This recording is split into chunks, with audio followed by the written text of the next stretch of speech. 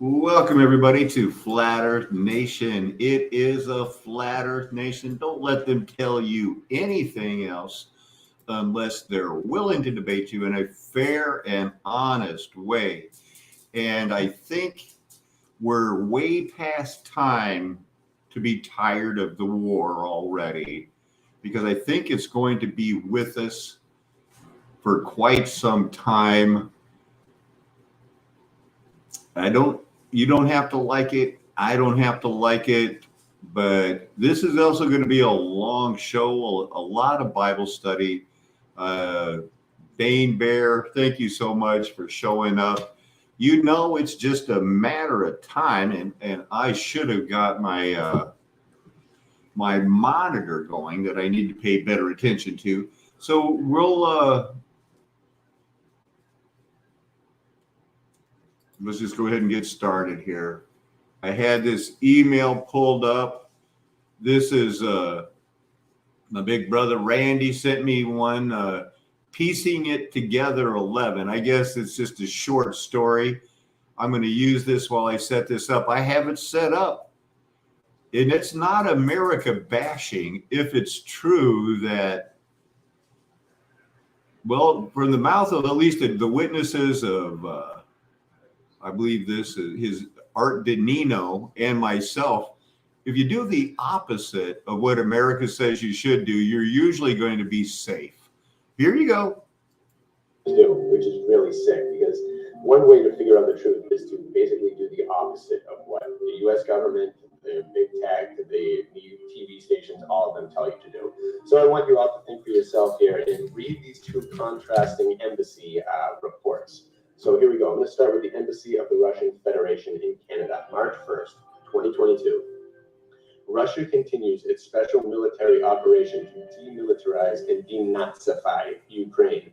The Russian army does not occupy Ukrainian territory and takes all measures to preserve the lives and safety of civilians. The strikes are targeting military facilities only, being carried out exclusively with high-precision weapons. We are witnessing an unprecedented wave of lies, fake news, distorted and fabricated facts aimed at discrediting our action. Goebbels-style Western propaganda was predictable. It cannot be trusted. The public in Canada should understand that. The truth is different. Crimes against humanity and violations of international humanitarian law are committed by the armed forces of Ukraine and such neo-Nazi groups as Azov, Right Sector, and others. The multiple evidence is available in open sources. The Ukrainian side is deploying multiple launch rocket systems and artillery in the courtyards of residential buildings, hospitals, schools, and kindergartens. The armed forces of Ukraine, nationalist and neo-Nazi groups, use civilian infrastructure and population as human shields. It is essential to understand the rationale behind. All right, well, so we see that was one. Now let's listen to a little bit of the other one. This is the other statement. Unjustified and unconscionable war on Ukraine. This extraordinary move by the United Nations demonstrates the extent of global outrage at Russia's horrific assault on a sovereign neighbor and showcased unprecedented global unity. An overwhelming majority of nations around the world condemn Putin's war. An overwhelming majority of nations recognize that Putin is not only attacking Ukraine, he is attacking the very foundations of global peace and security and everything the United Nations stands for. And an overwhelming majority of the world recognizes that if we do not... So right now, the world is choosing sides. And I'm so glad to know that people like Matt G, Flat Fact from Australia, and want to, click on that if you have time and subscribe to her.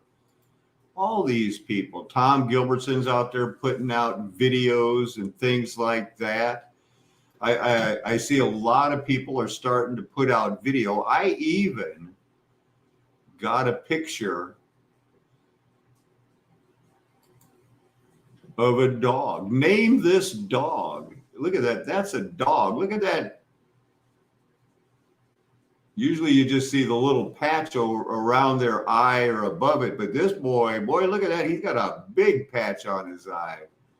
Name that dog. Oh, I wasn't sharing. Name this dog. Isn't that a weird dog? That's a friend of the show, and he has a dog. And I thought it was one of the coolest looking dogs I'd seen in a while. So we're going to let that one go right now. Explore, hey, I hope you don't mind. Until we get to the bad news of the war, I got some regular mud flood stuff that we'll look at that, because a lot of times people just come to this show to say, gee whiz, what should I make a show about? So they can go get 30,000 views, because at the end of their stuff, they're not going to be tying it into, wow, I hope that you repented from your sins because we're lost without Jesus Christ. And that's basically what you're going to get here every time. So there's a big difference, but exploring that's limeys. It's not limes. Don't think limes. That's what I thought. It's limeys. Everybody calls it limeys Germanicus, limeys everything, because limeys are forts. We could have been searching for limeys and had all different kinds of star forts and Roman mysteries. The limeys represents the borderline of the Roman Empire at its greatest extent. They say it was in the 100 ADs.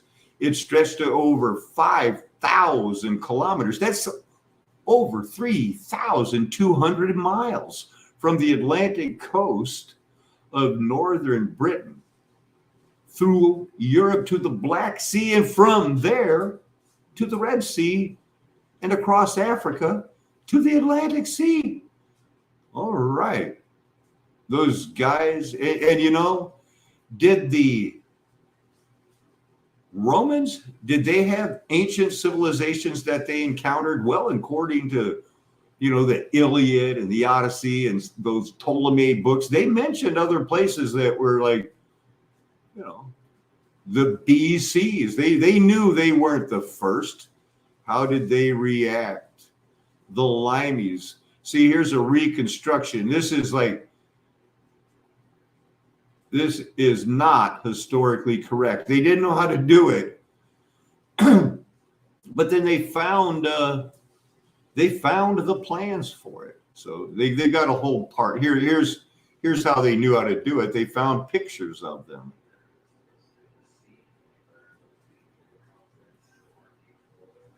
These are original, or these are reconstructed, but it's what they look like. And the reason that when I do show you the originals, they were in a deep forest, so they didn't get plowed under. Here's a relief from the column of Marcus Aurelius in Rome with limeys towers, star fort towers, and a palisade along the Danube.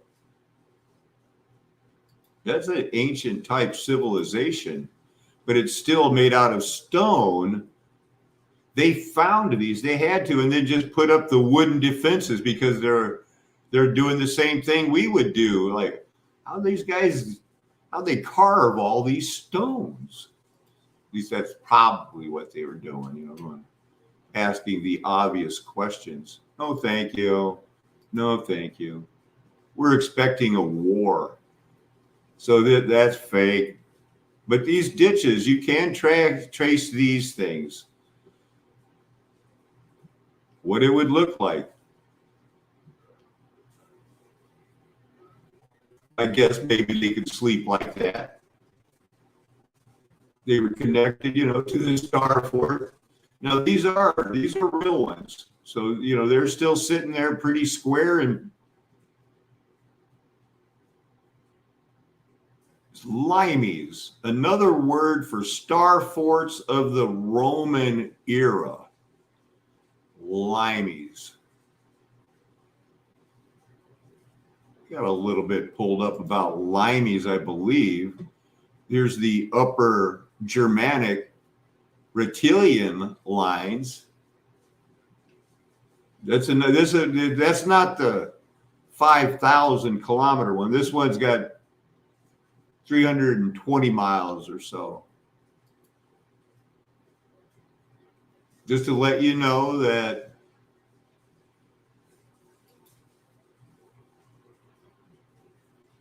these are, star fort connections. It's like the Great Wall of China in mini form,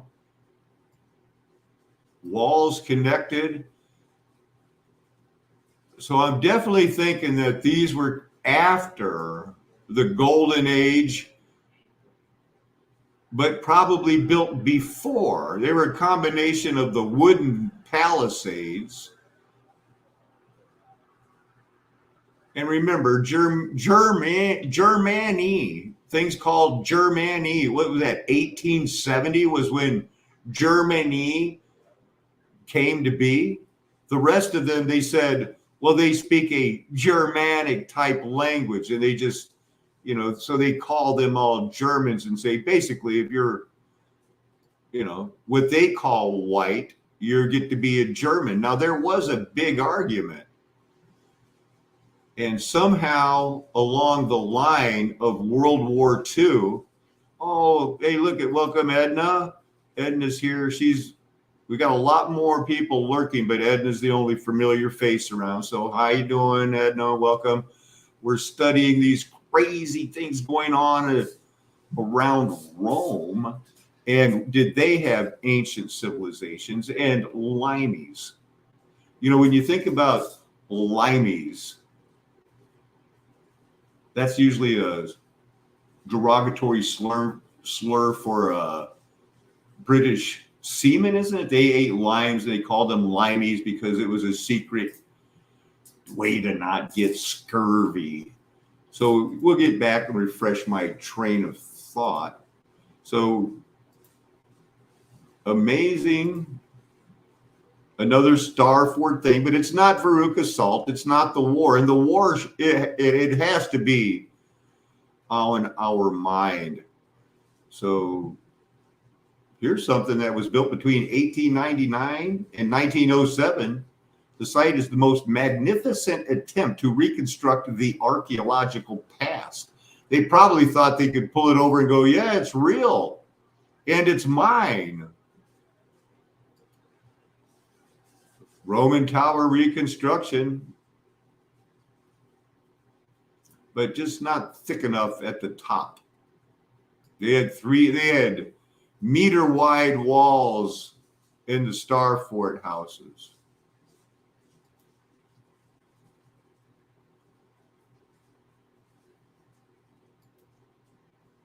But there really was some. This is from 1728. Now, this is an old map. This ought to be interesting. I hope it gets bigger. Looks like it.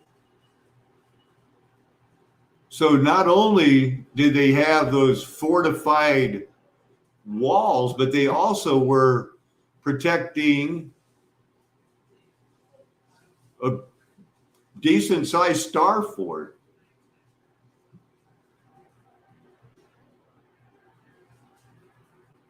And I would imagine that, I'm not Stadthanu. I've never heard of it, but it's not Berlin. I would imagine that the other cities were even bigger. And when they talk about, in the Bible, it talks about the city and the pasture lands thereof. That, you see, this is a pasture land back here. You got suburbs. All of those are described in the Bible. So when you see all these other cities, now they're all star forts. They got to get rid of those star forts in Ukraine, too many of them. Now, you can tell that's a big star fort right there. So is this one. Here's another one, Friedeberg. There's Frankfurt. That was a big star fort. And here's Hanu. So now we can compare Hanu to Frankfurt. And you can almost see their little, well, let's get another look at Hanu. That must be their little connection there, because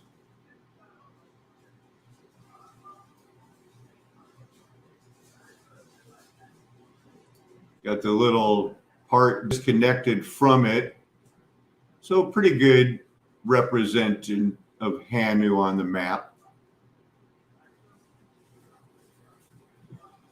Wow. Everything was, everything in the Bible, everything in our history, all of those, you know, like the TV show F Troop and the funny wooden forts, you know, if they did have those, they hauled them in kits and put them up and took them down in just a few days. But the limeys,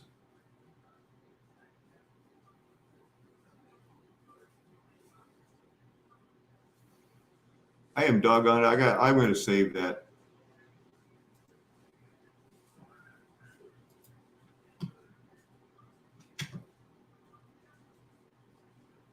I'll edit it later.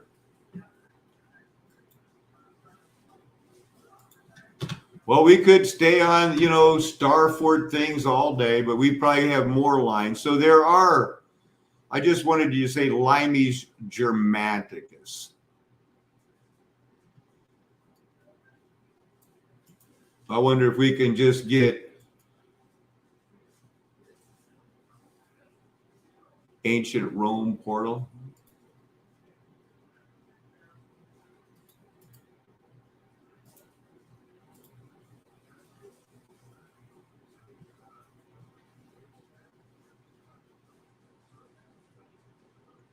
So this is how I found out about them. It was an 8-year-old video.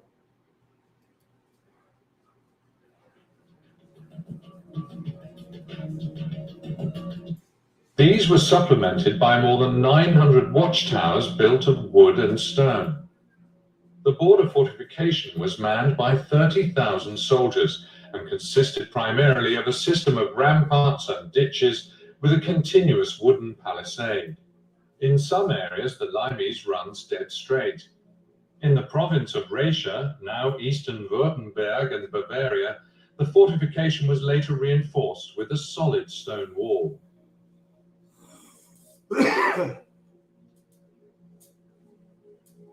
In 2005, the limes was granted the status of a UNESCO World Heritage Site and placed under international protection.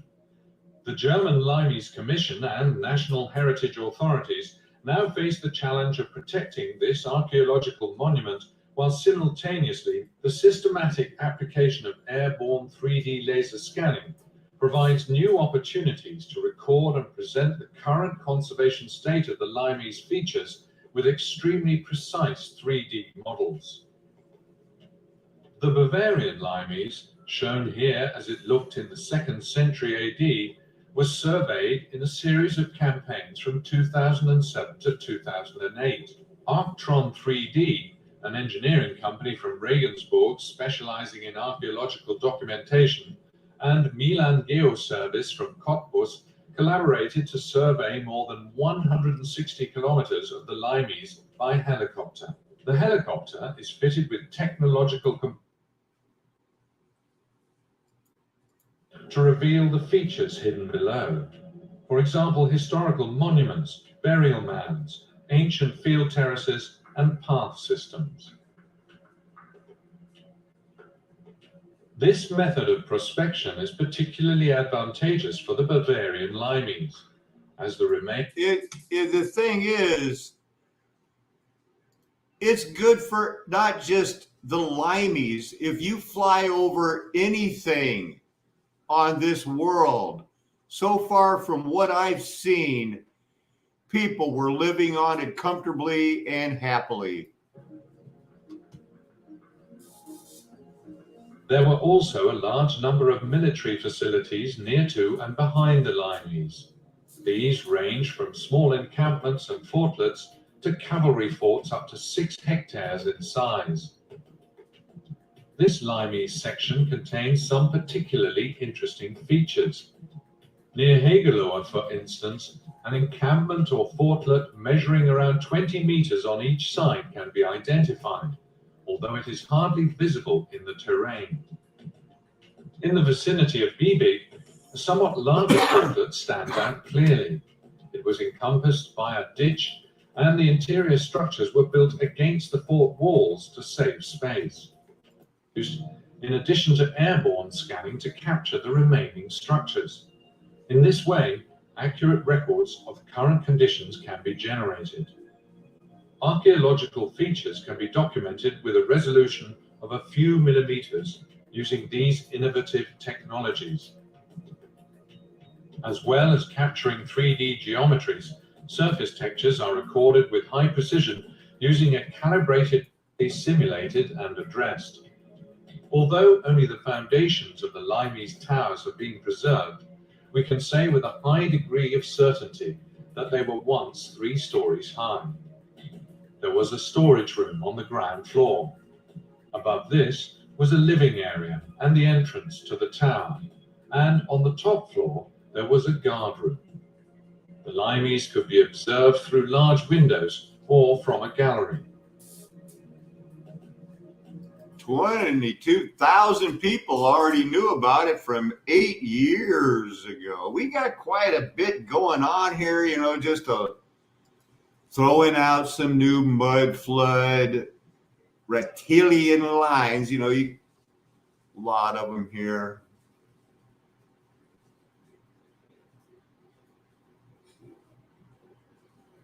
Moving down, got a lot of things to go over for.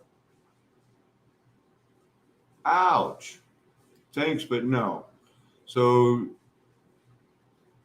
there's the part of the map. You've heard of Hadrian's Wall and things like that.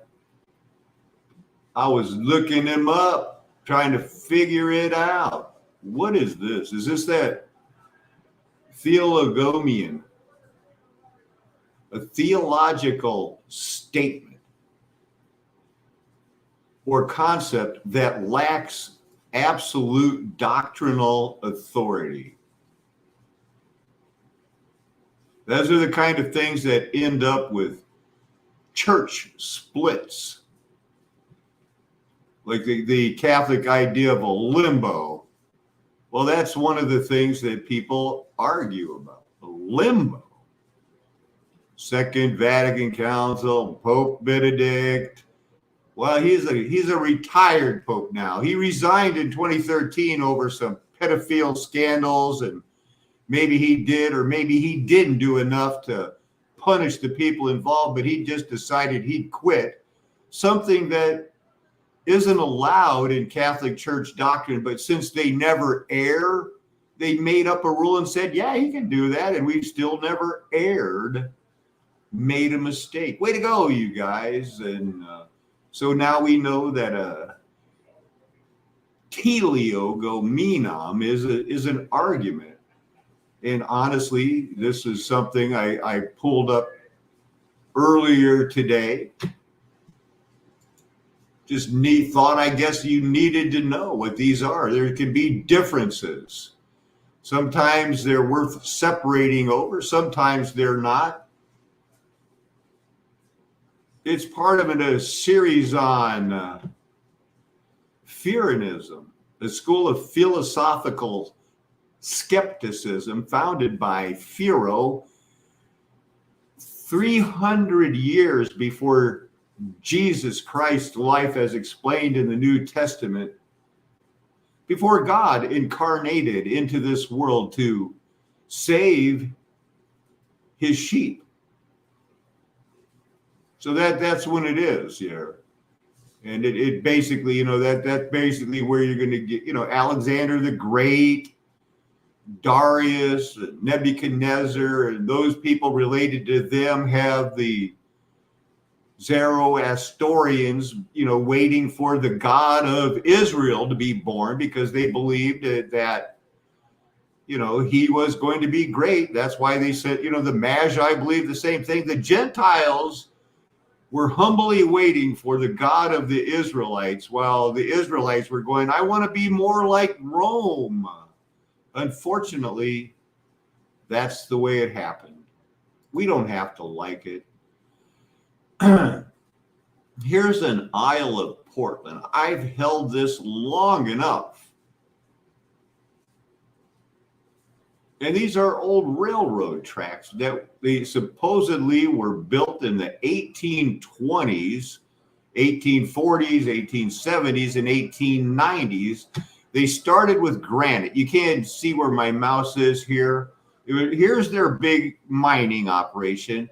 And their first train track, watch my spinning mouse, it followed this thing by gravity, they say. But, you know, we know that that's just things roll downhill around the outside of a granite track. There was all kinds of stories about this Portland Island. And I think I watched a movie video about it, but I really wanted to just keep it up. It is possible. Well, I guess I'm going to have to take the time to search it in YouTube because I wanted to introduce you to these people.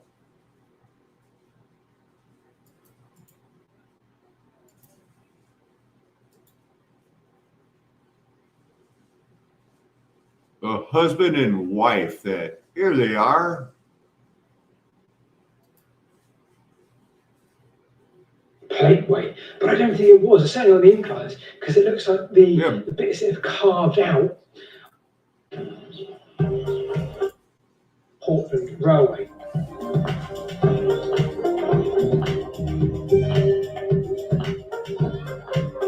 You find Sandersfoot. You've got two platforms, one on each side. Yeah. Nicely done. Hold on, this one's brick. That one's stone. Yeah, maybe a later edition, perhaps. Sandersfoot Castle Holt, we're heading downhill significantly. We couldn't find Sandersfoot Castle Holt.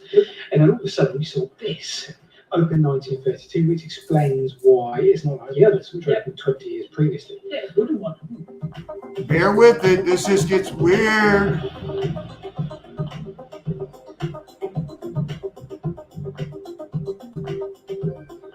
So this is now Wick Regis Holt that we're looking for. And we're pretty sure it's another wooden one because we see that old picture online from like 20 years ago. And we're almost sure it's somewhere in that. Now the bottleneck is getting the stone up here 100 meters down to see where the port is.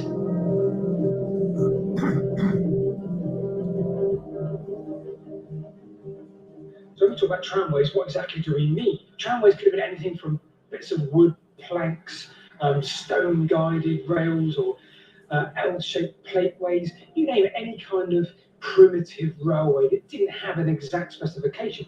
Now, 1820s, as I say, So did you see some of those? I mean, that's what they're saying. This is how they did it.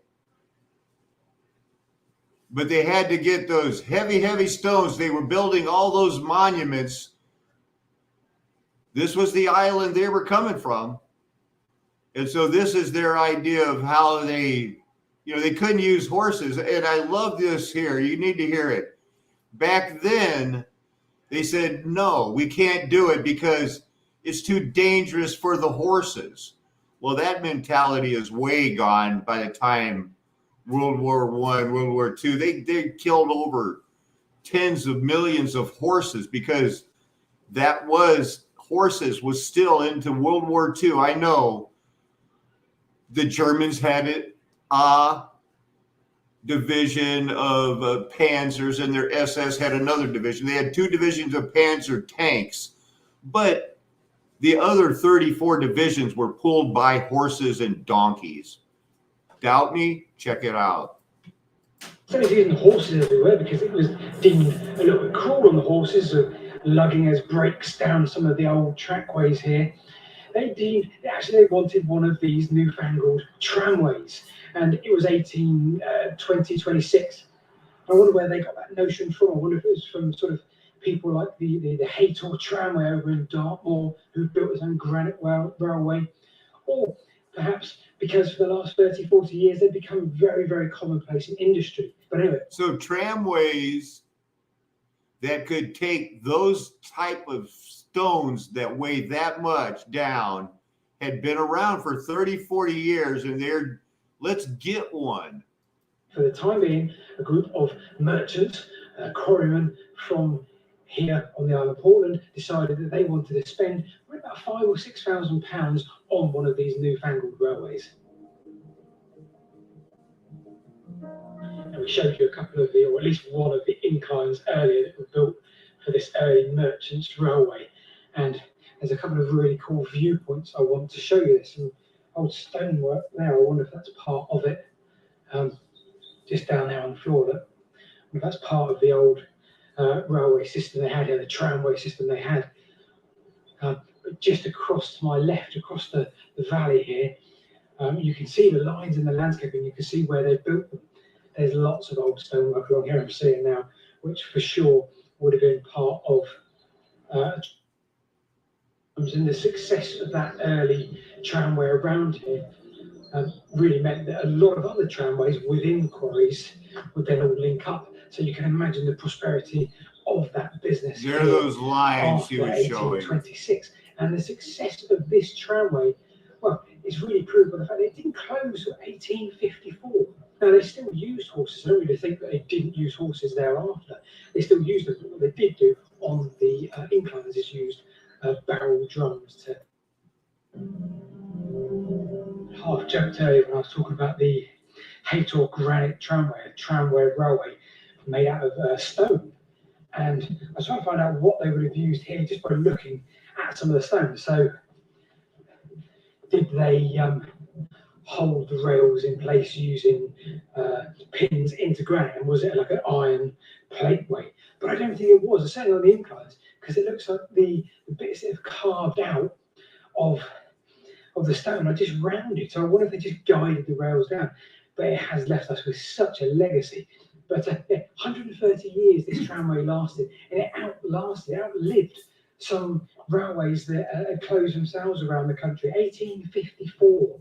So it does show you the success of this railway was perhaps what it was carrying. There was no other means really to get this down there. Of course, passengers went to use the bus, but really, could they do anything for stones? Of course they couldn't. So this railway remained. I wonder how old that one was. Did you see that round building? And then I find rocks that those aren't drilled. There was no other means really to get this down there. Of course, passengers went to use the bus. I know some of you wanted to get a better look at this thing here. But really, could they do anything for stones? Of course they couldn't. So this railway remained. 1954, that's quite staggering in terms of a closure of a tramway. Let's go find Rebecca.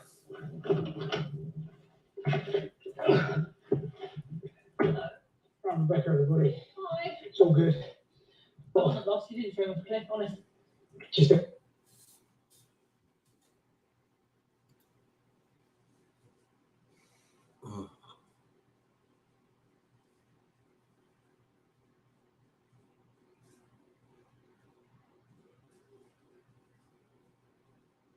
There are things there. They have tramways that basically power themselves. They just use, momentum. I was hoping to get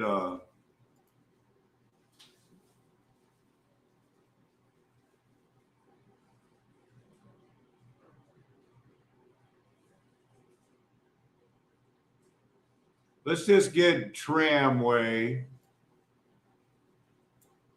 We're going to have to learn a little bit about it. I really appreciate it when,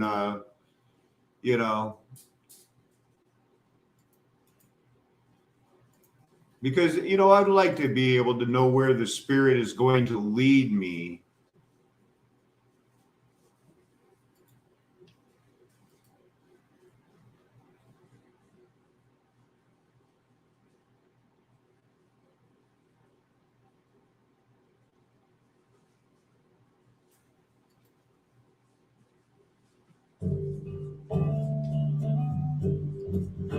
Did you know it is thought that Wyoming was home to one of the most important copper mines in the West from the late 1880s to early 1900s? Copper deposits were discovered in the Sierra Madre Mountains in south central Wyoming in 1874. A decade-long copper boom did not occur until sheepherder Ed Haggerty discovered a more significant copper deposit in 1897. The copper boom brought people, money, and engineering achievements. A steam and gravity-powered tramway was constructed to transport ore from the Ferris Haggerty mine to the Boston, Wyoming mill and smelter constructed in Riverside in 1902. The tramway traveled east and gained nearly 1,000 feet in elevation to cross over the Continental Divide.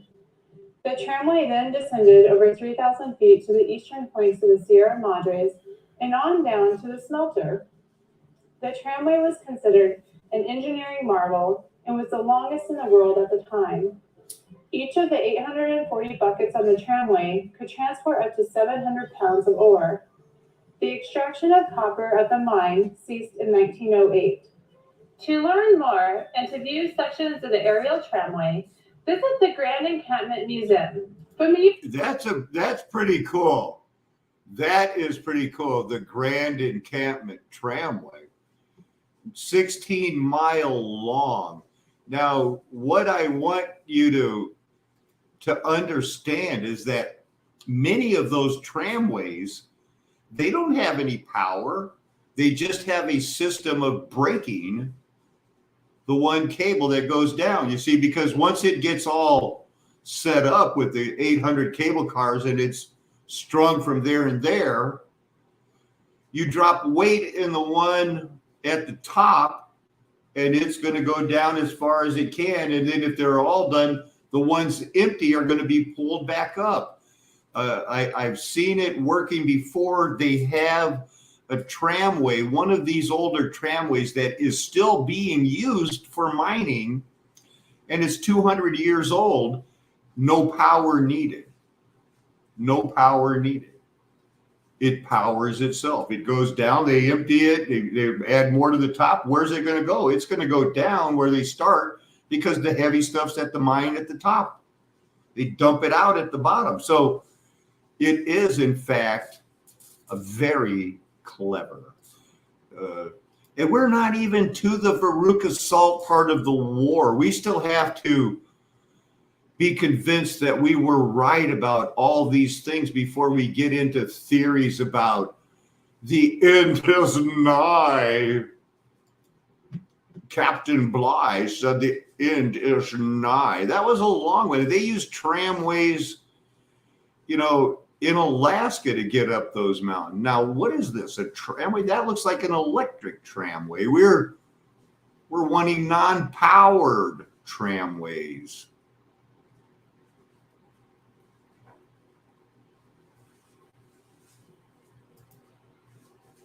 All right.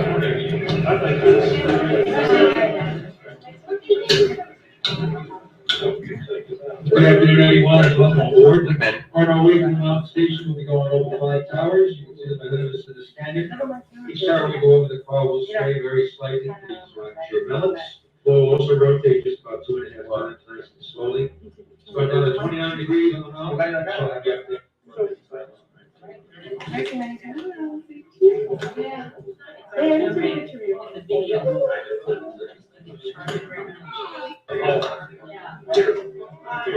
Hold that camera steady. 1.5 miles of cable lines well up. At the top, the temperature averages some 40 degrees good. The bottom will change as the trees, flowers. Hey, you guys, you know what? Wow, nobody left. Thanks a lot. I want to show you something really cool that just popped into my mind. It's one of those things you got to look it up. It's called, I'm going to look up, I have that already, tramways typed in, and now I'm going to type in tramway Telluride.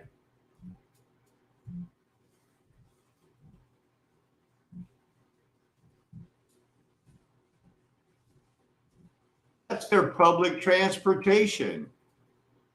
TELL. And this is why I used to live about 40 miles from, they call it a gondola. But this is how I love to see, the waterfalls where they still have one of the original Tesla electric producers on the side of the mountain. This is public transportation when I used to go visit the Kit Town in Telluride, Colorado.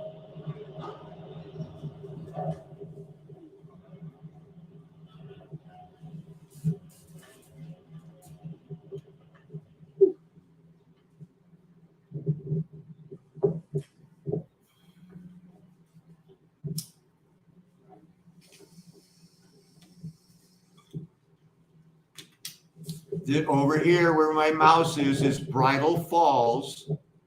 Very, very famous, one of Tesla's.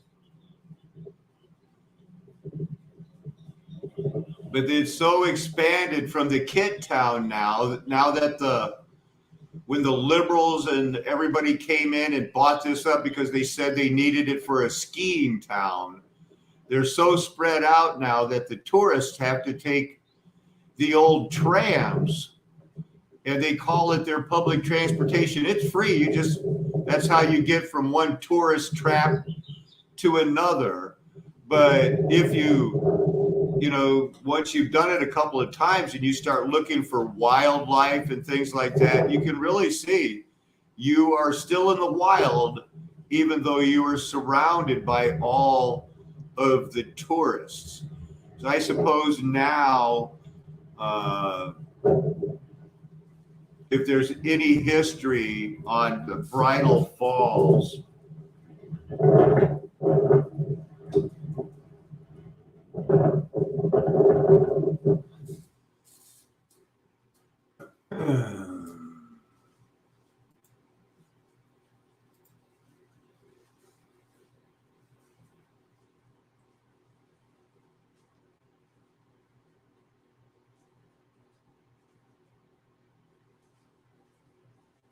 I've tried this, but I didn't make it. I had a 1999 Honda CR-V, but it had rained and I just couldn't get the traction. It's all-wheel drive, people, is not four-wheel drive. All-wheel drive is not four-wheel drive, and it could kill you if you think it is.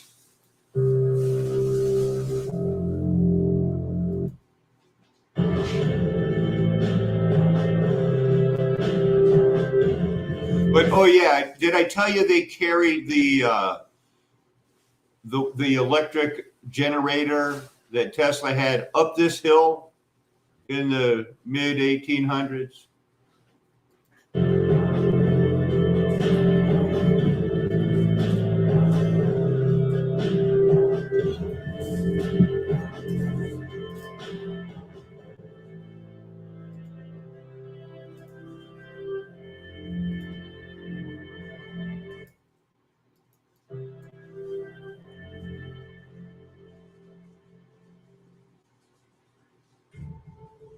Why is it going so slow?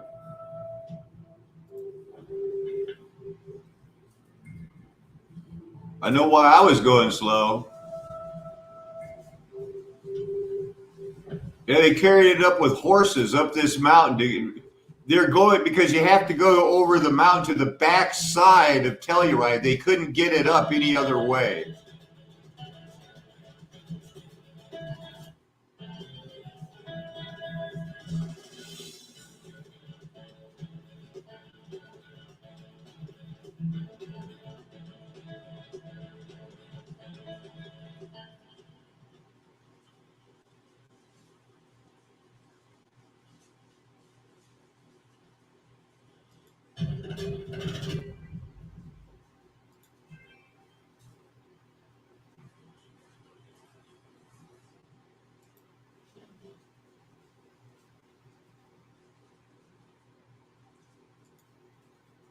Hello, people of YouTube. If you're ever in Telluride, Colorado, and you want to go to Bridal Falls, this video is for you. We're going to show you in this video how you can go through town, get to the off-road area, and go up to the town.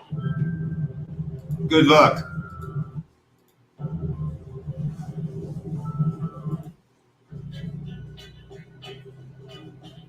I've heard this too, that there's a way you can get up to the falls the back way, but I think it involves a lot of walking.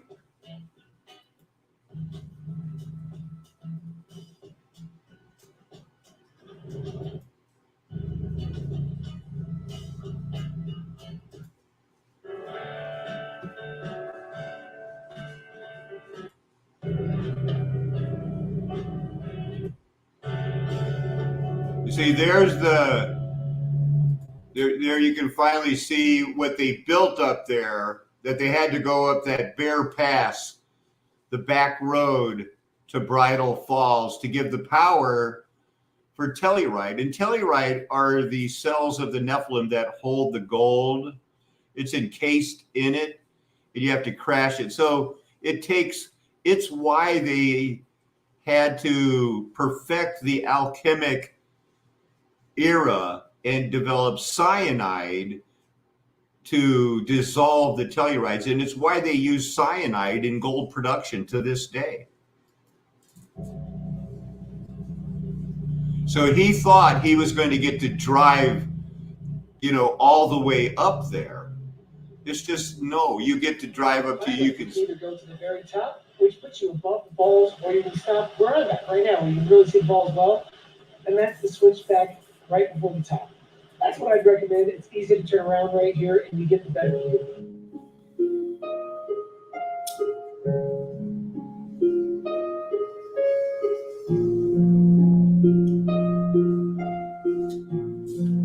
Now, they said that they built this in the, the late 1800s, early 1900s, possibly. But, of course, I think it's built over an old castle or something that was there where, they had their foundation.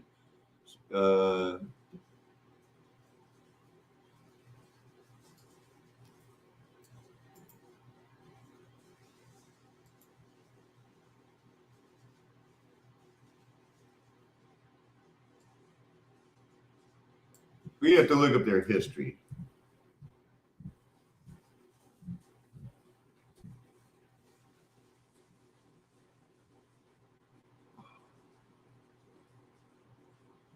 Well, that's some good pictures of it right there, anyway.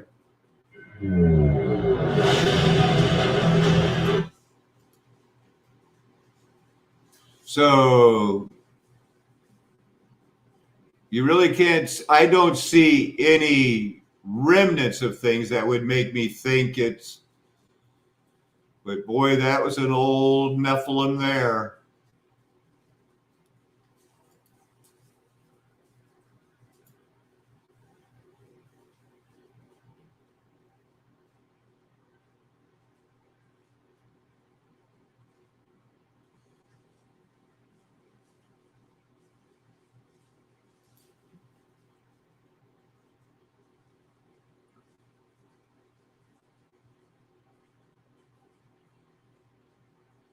Just find a waterfall and say, yeah, we can build a kit town here. Who wants to buy it? Who bought it? Who invested in this town?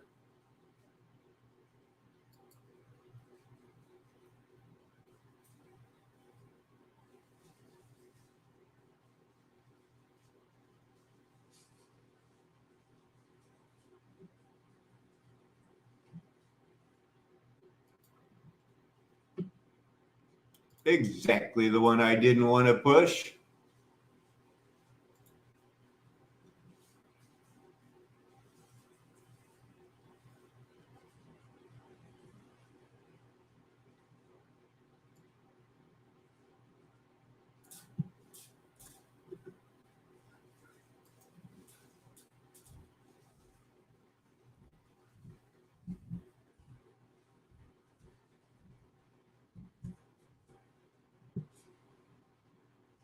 So they're not going to show. I saw an episode of it being built one time. It was a completely unbelievable situation.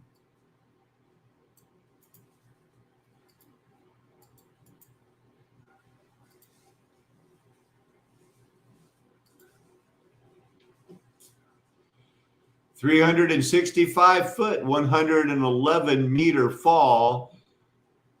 Its history was Jeff Lowe became the first to summit the falls on the wide world of sports. Wow.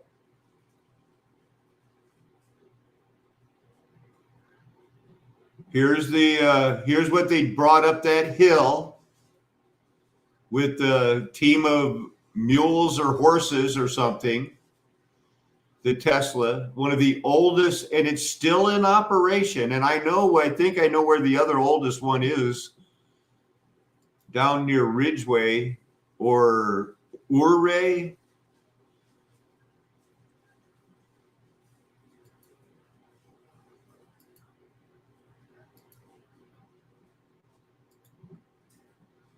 The hydroelectric alternating current power plant, the Smuggler Union hydroelectric power plant, built in 1907. Okay, little later than I thought. I'm not sure when Telluride was founded.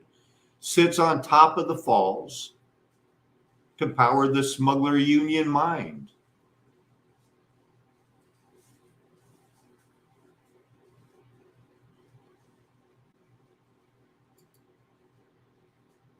Telluride, the town itself was founded in 1878 as Columbia. Wow. And the gold Telluride, which is, caught in the matrix. Well, it's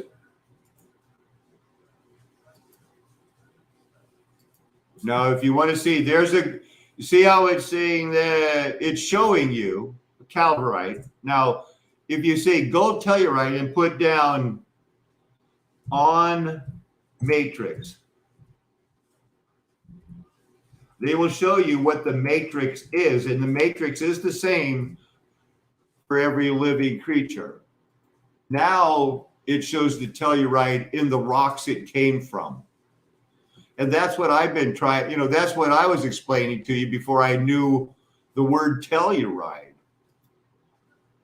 But now I know, and how it's connected to the symbolism in the Bible of how it's at, there are golds at the end of the nerves tipped in your brain that are around, the 12 paired nerves that make the 24 elders, that when you accept Jesus Christ, confess in your mouth, believe in your heart that it's not just symbolic.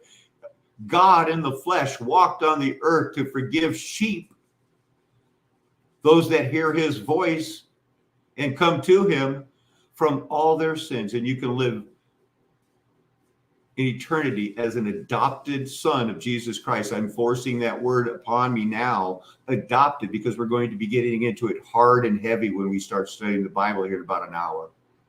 We are. That's where this is always going. In the meantime, wasn't even planning on talking about Telluride, but I wonder if I have time to talk about a wagoner, one of the heroes of all mankind, the Wagoner Bank in Telluride, the only man who in a time of great trouble said, nope. He saw it coming. He went to New York City, got all his people's money out. And before the Depression, he said, here's all your money. And then he went to jail for 8 years, but he said, at least the people that trusted me got their money.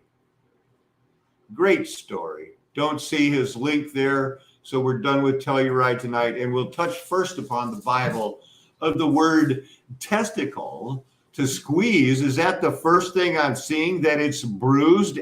Anything bruised? That which is bruised? Just stopping in to say hi. Honestly, I didn't know that was still left up, or what that was going to, to be about, or anything like that. But it's not about testicles being bruised.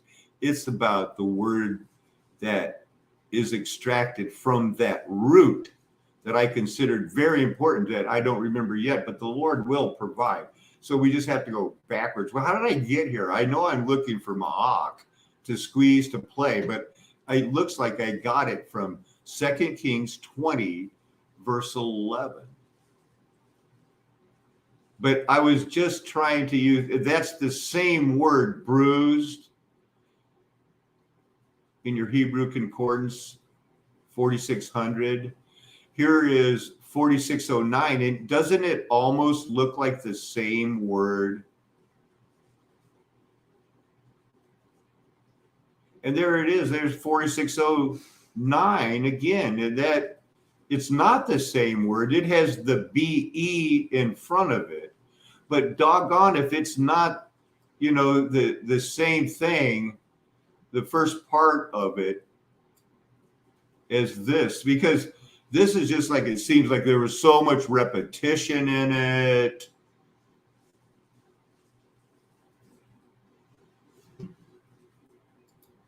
How did because it reads,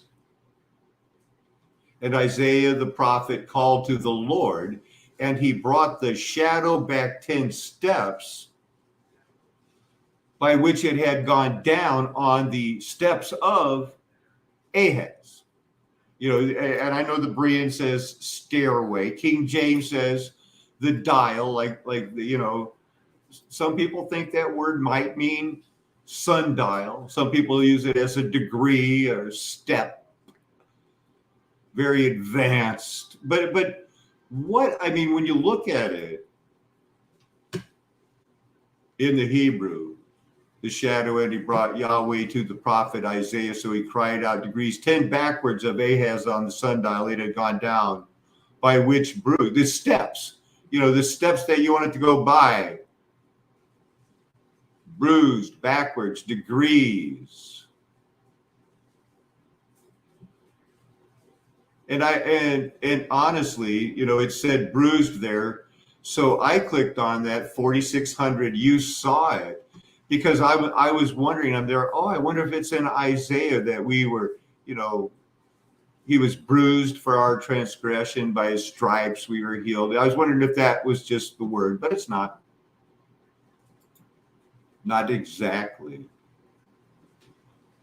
Don't know what else I had. There's so much more we could go into on this verse, but with all these other tabs, I know I didn't plan on sticking with that one.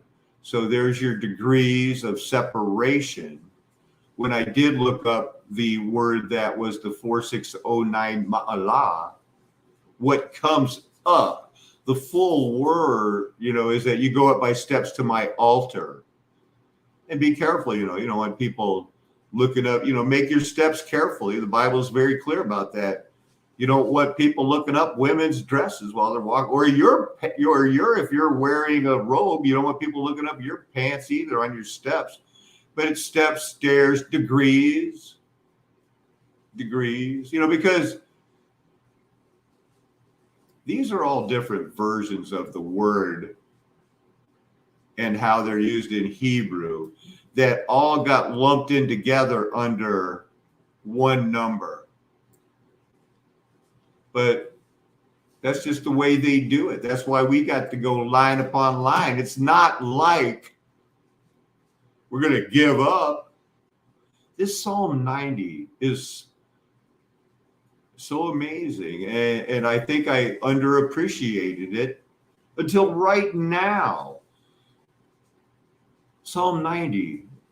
Verse 1, Lord, you have been our dwelling place in all generations. Before the mountains were brought forth, or ever you had formed the earth and the world, from everlasting to everlasting, you are God. You return man to dust. And say, return, O children of man. For 1,000 years in your sight are but as yesterday when it is past. But they confirmed in the epistles of Peter. Or as a watch in the night. So, 1,000 years or as a day or as a watch in the night. Only the New Testament, the 1,000 years in the Old Testament, is never to be used as an example as the word thousand, Syria, in the New Testament, which always means 10 cubed. 10 times 10 times 10. That's what that word for 1,000 means. And it's only 6 times in the New Testament. It always means cubed. 10 times 10 times 10. And all of the people that say the 1,000-year reign of Christ and the 1,000-year imprisonment of Satan, the Satan, the dragon, it doesn't have to mean 1,000 years. Yes, it does. It's completely, it has to mean 1,000. Whereas this word in the Old Testament doesn't always mean 1,000 at all. I just showed you, but nobody else shows you because they want to trick you into believing that Armageddon past is impossible. Because the Old Testament says the cattle, God owns the hills, the cattle on 1,000 hills, and we know there's more than 1,000 hills. So you premillennialists are saying that God doesn't own the cattle on all the hills, but only on 1,000, because that's their argument when they use the word 1,000 from the Old Testament, not the New Testament. I'm not triggered. Totally not triggered. But let's get back to the regular Bible study. Doggone it. We were reading such a good Bible verse too. But we're going to just keep going. As a watch in the night. Verse 5, you sweep them away as with a flood. They are like a dream, like grass that is renewed in the morning. In the morning it flourishes and is renewed. In the evening it fades and withers. For we are brought to an end by your anger, by your wrath we are dismayed. You have set our iniquities before you, our secret sins in the light of your presence. Oh no. For all our days pass away under your wrath. We bring our years to an end like a sigh. The years of our life are 70, or even by reason of strength, 80. Yet their span is but toil and trouble. Can I get a witness based on my comments? They are soon gone and we fly away. Who considers the power of your anger and your wrath according to the fear of you? So teach us to number our days, that we may get a heart of wisdom. Return, O Lord, how long? Have pity on your servants. Satisfy us in the morning with your steadfast love, that we may rejoice and be glad in all of our days. Make us glad for as many days as you have afflicted us, and for as many years as we have seen evil. Let your work be shown to your servants, and your glorious power to their children. Let the favor of the Lord our God be upon us, and establish the work of our hands upon us. Yes, establish the work of our hands, extracting all. We saw return and say destruction to you is a way of enos. Why did I close? Oh, I have it. Never mind. You see, so when we look at, and I'm not triggered, I'm all calm and good. 90 verse 3, you return man to dust and say, return, O children of man. Did you think I wasn't going to look at that? I didn't know if I was. I'm glad it was right here, to remind me that I wanted to. So what I want you, of course, look at is, there's your big atom, right? But that's not. Oh, here's Enos. Huh? That's the man. Remember, we just read that.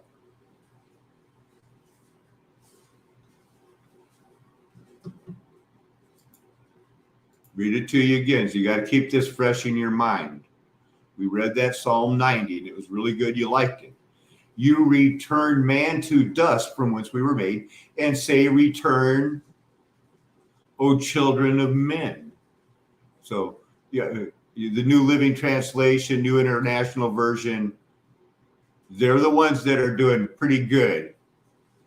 the English Standard, they're kind of afraid to stray too far away from the King James, but the Berean Study Bible is not. They know it's mortals, children of, pounding that one too hard.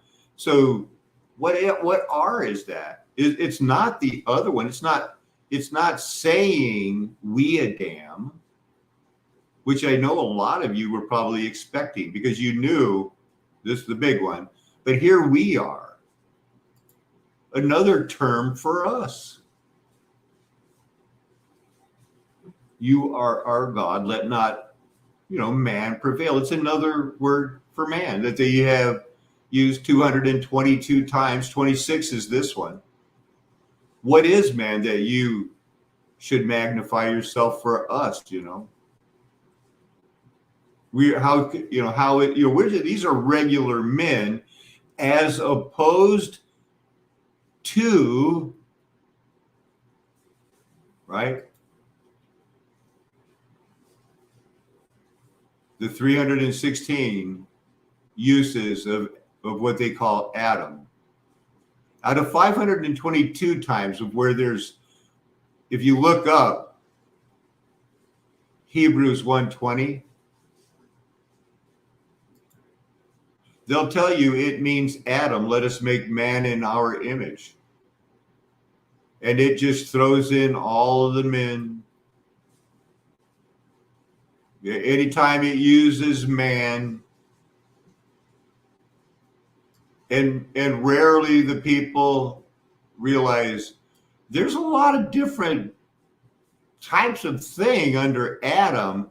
And one Adam is even spelled Adam, but they've segregated that for, oh no, these 22 of these Adams don't have anything to do with these 22 of these Adams.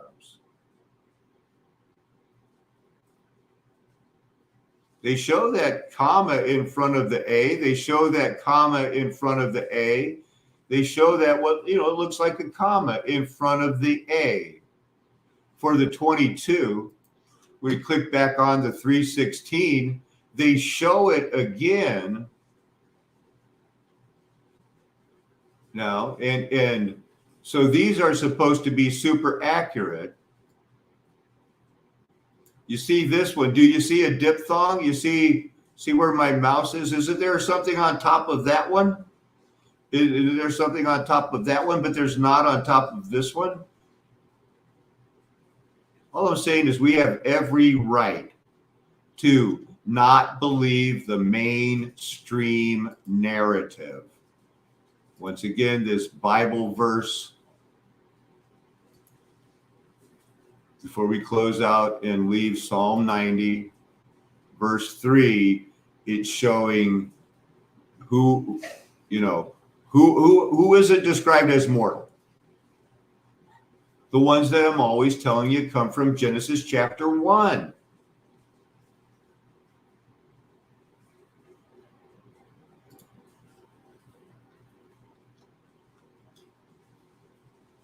Enosh. So here's your other men.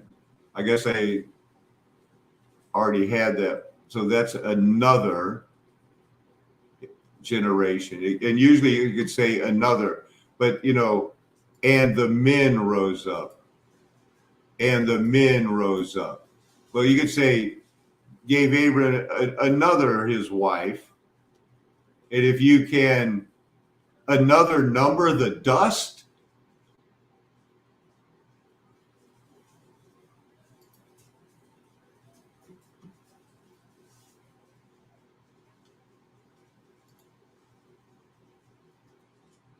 a man could have, so they were like, dust your, count.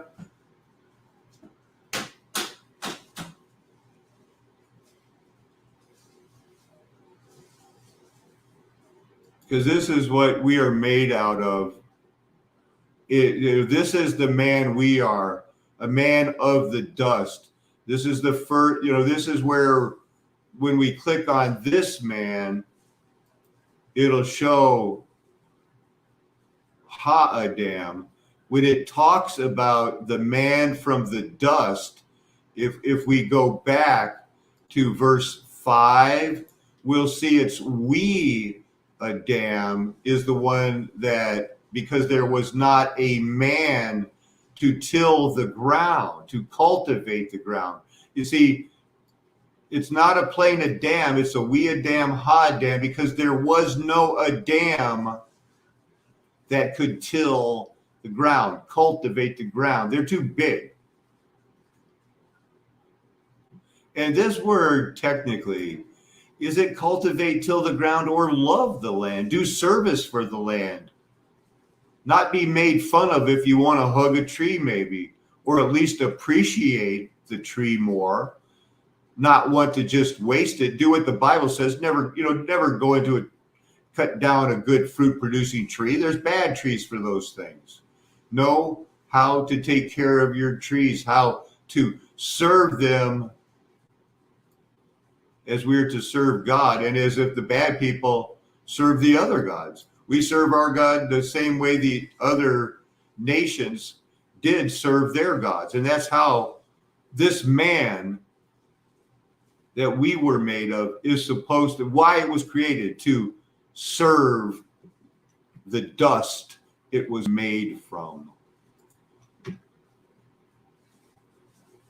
More on dust, like the dust of the earth. Might have been doing some studying for myself. Now this one, he was sick, incurable. My wound is incurable.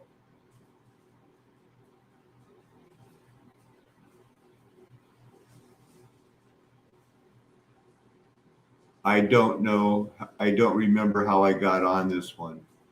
This could have been a rabbit trail, but I'm not sure. Let us make man in our own image. We already had that one up. Isn't that word ish going back because, out of man, because ish also means man, but it means man this many times. But if you want to make it tiller, they could do that. If you want to make it swordsman, go ahead. If you want to make it slanderer, go ahead. If you want to make it mean 89 times, okay, go ahead. If you want to say people 3 times, go ahead. Every man's. You can tell that it's not my favorite word for man. She was taken out of man. She'll be your husband. Because, again, well, you've always you said, now that looks like a very strong root word, you've heard me say. This does not look like a very strong root word, does it to you?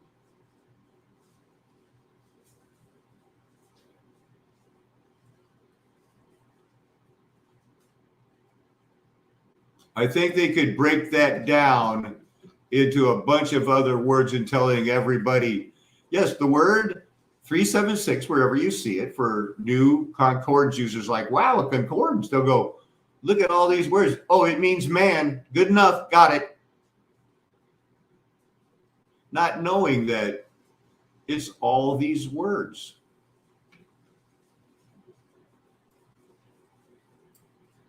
These are all words used for man.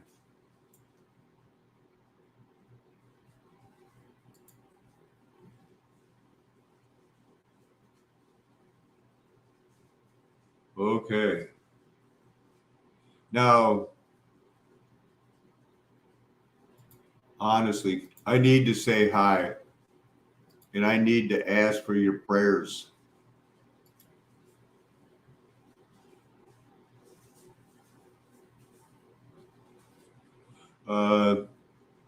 Get a load of this Bible verse.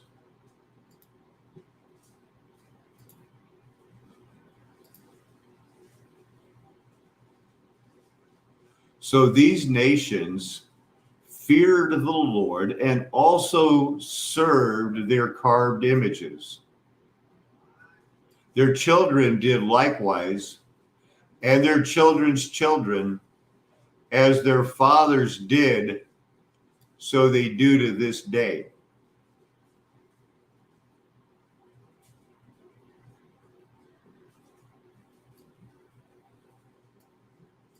So these nations feared the Lord and also served their carved images.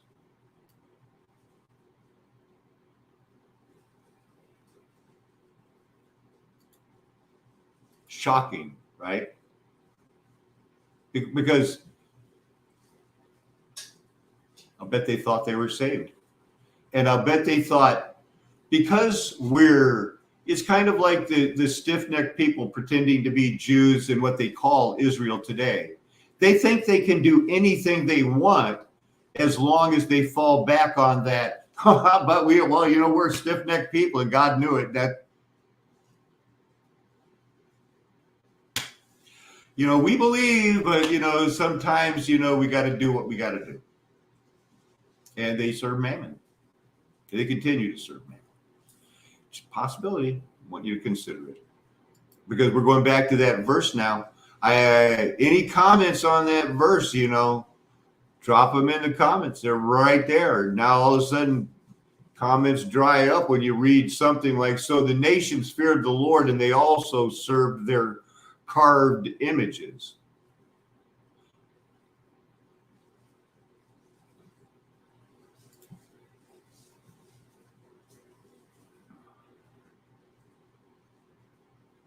It's Assyria resettles in Samaria. And who are, Assyria, fallen Israel, the 10 tribes. They're just bad. Hanging out. But I'm going to have to take a sip of water, and we're going to read you the chapter, 2 Kings 17, that somebody should have read to you a long time ago. Why did they fall away? It's easy for them to see and think they were pleasing the Lord.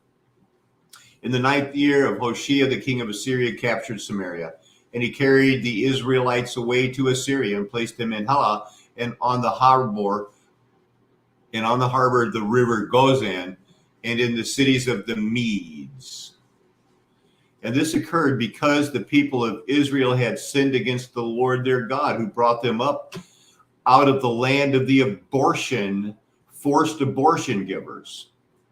Kill your sons. So God, enough. God brought them up out of the land of the forced abortion givers, Egypt, and from under the hand of Pharaoh, king of Egypt, and had feared other gods and walked in the customs of the nations who the Lord drove out before the people. So that's why they did it. They went back to did that, and the people of Israel walked in the customs of the nations the Lord drove out before the people of Israel. It seemed like they wanted to go back, and some did. Verse 9, and the people of Israel did secretly against the Lord their God the things that were not right. They thought they could put up a front of this is our God, but still they had little ways to get things done that nobody knew about, like astrology maybe. Or they built for themselves high places in all their towns. We looked about the limeys and things, from watchtower to fortified city. We saw the star forts. They set up for themselves pillars and ashram on every high hill and under every green tree. And there they made offerings on all the high places, as the nations did, whom the Lord carried away before them. And they did wicked things, provoking the Lord to anger. And they served idols, of which the Lord had said to them, you shall not do this. Yet the Lord warned Israel and Judah by every prophet and every seer, saying, turn from your evil ways and keep my commandments and my statutes, in accordance with all the law that I had commanded your father, and that I sent to you by my servants, the prophets.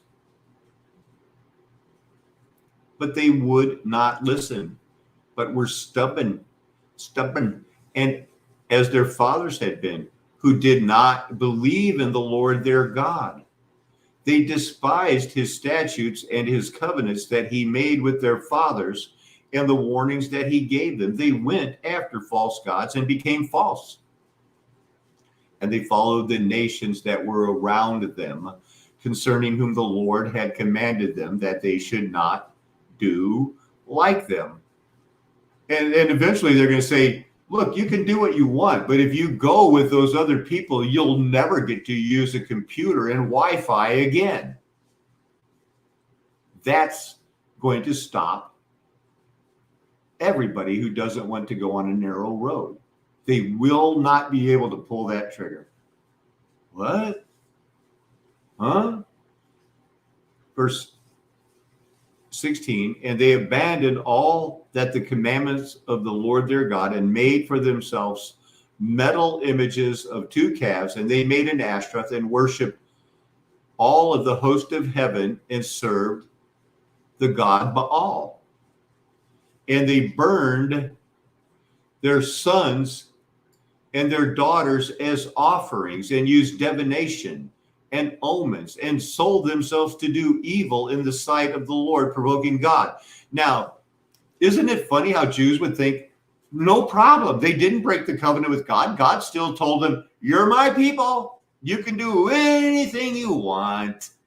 You can burn your sons and your daughters as offerings. Use divinations. Sell yourselves to totally do evil. But hey, you're God's chosen people, and anything you do, you're saved. Don't worry about it. You're the Jews. No, it's nothing like that. Verse 18, therefore the Lord was very angry with Israel and removed them out of his sight. None was left but the tribe of Judah only. Judah also did not keep the commandments of the Lord their God, but walked in the customs that Israel had introduced. And the Lord rejected all the descendants of Israel and afflicted them and gave them into the hands of the plunderers until he had cast them out of their sight. Wickedness, wickedness, wickedness. And the kings of Israel brought the people from Babylon, all these, Cuthra, Evra, Hamath, Sepharvaim, placed them in the cities of Samaria instead of the people of Israel. And they took possession of Samaria and lived in its cities. And at the beginning of their dwelling there, they did not fear the Lord. Therefore, the Lord sent lions among them, which killed some of them. Assyria just took over, and they didn't fear the Lord. Assyria didn't fear the Lord. Therefore, the Lord sent lions among them, which killed some of them. So the king of Assyria was told, the nations that you have carried away and placed in the cities of Samaria do not know the law of the God of the land of Israel, Yahweh. Therefore, he has sent lions, Yahweh has sent lions on them. Behold, they are killing them because they do not know the law of the God of that land. And the king of Assyria said, somebody better teach him Yahweh's laws. But every nation still made gods of its own and put them in their shrines. Isn't that what isn't that the word Paul it describes, what Jesus describes? What there's gods everywhere. And some of you know where I'm going.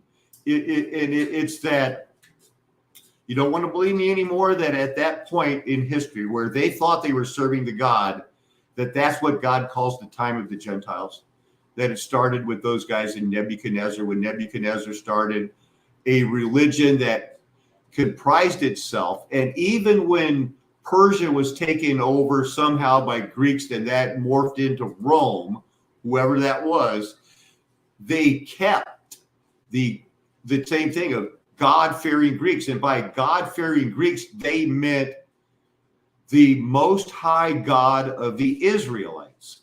And they were waiting on the Messiah, which is why the time of the Gentiles, they had people serving other gods and fearing God, waiting for somebody that they discerned, hey, Herod, where's the king of the Jews? We're here to worship him because we've been told that's the most high Messiah and everything's going to be explained to us now. So where is he? You know that's where I'm going, right? If you didn't, you do now.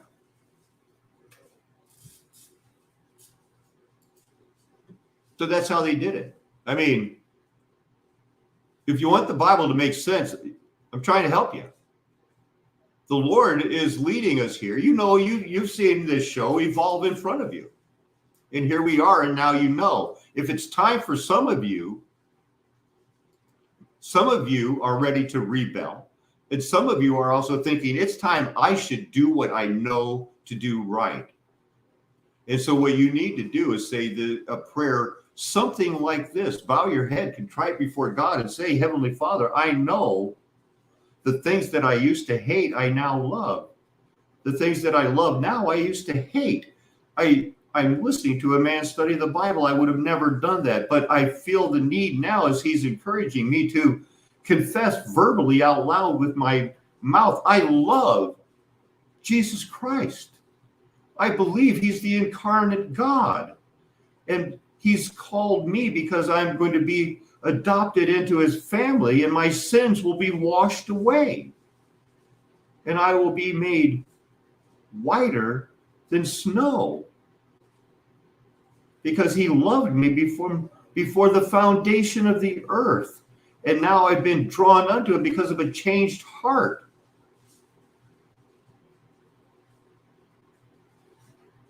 Amen. That's how it happens for every single one of us. Yeah, we've been predestined. We've been elected. We've been called. We've been chosen. We got to be faithful to what we just said. Because many are called, few are chosen to ever look it right in the eye right now and say, all of the overwhelming proof is the Bible. And then you realize, wow, I don't need to be a millionaire in this world, and I don't need anything to hire servants to make my life easier. I'm going to suffer for his name's sake. I've got my hands on a plow. Plows are for working. Yeah. And you remember I've told you before, my yoke is easy. It's still a yoke. But it's willingly put on. You're yoked for Christ. You're serving for Christ. Your yoke is easy. The plowing is going well, but you're still plowing. It's working. You know, your hand's on the plow. Your neck's in a yoke. You take your hand off the plow, boom. You just thought. You just thought you were doing the right thing. And now you have to think, am I in the good? Am I one of those soils that wasn't good? Serve the God all your life with fear and trembling, die in faith. Boom, you made it.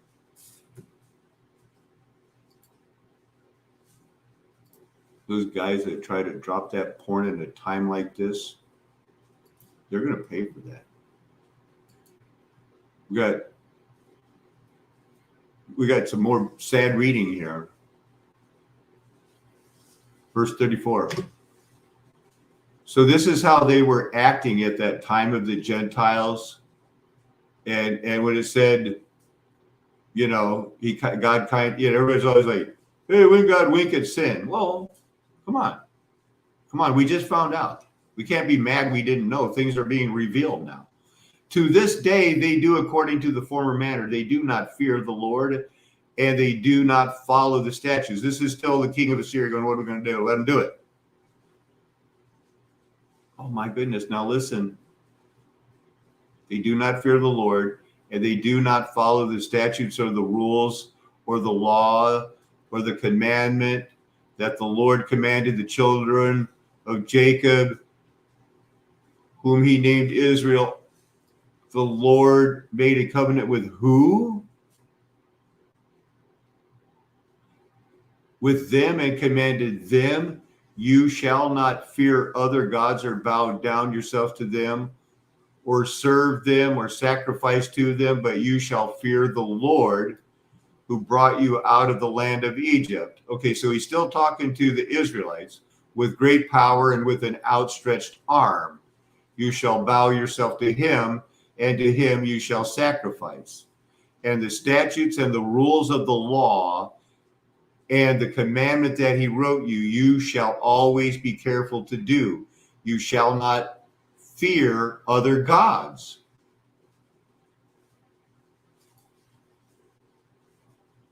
Now, is that an ish?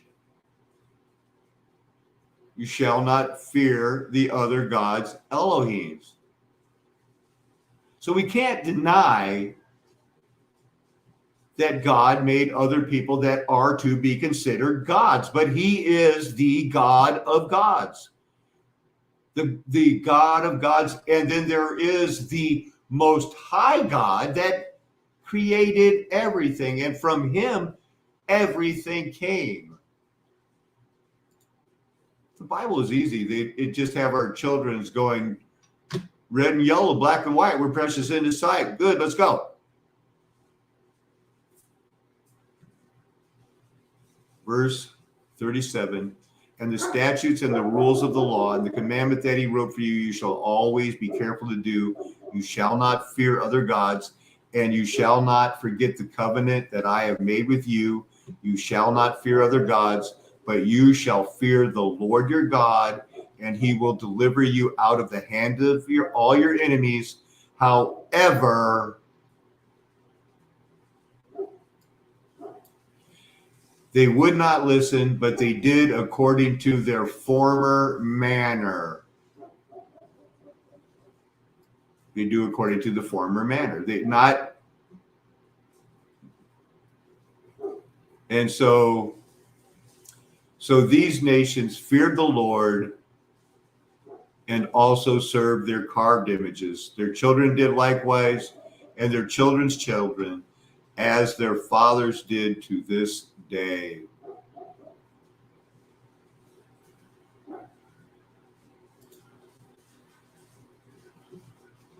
Have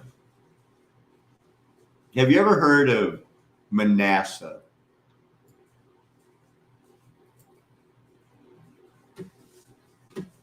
Manasseh was 12 years old when he began to reign, and he reigned 55 years in Jerusalem. His mother's name was Hephzibah,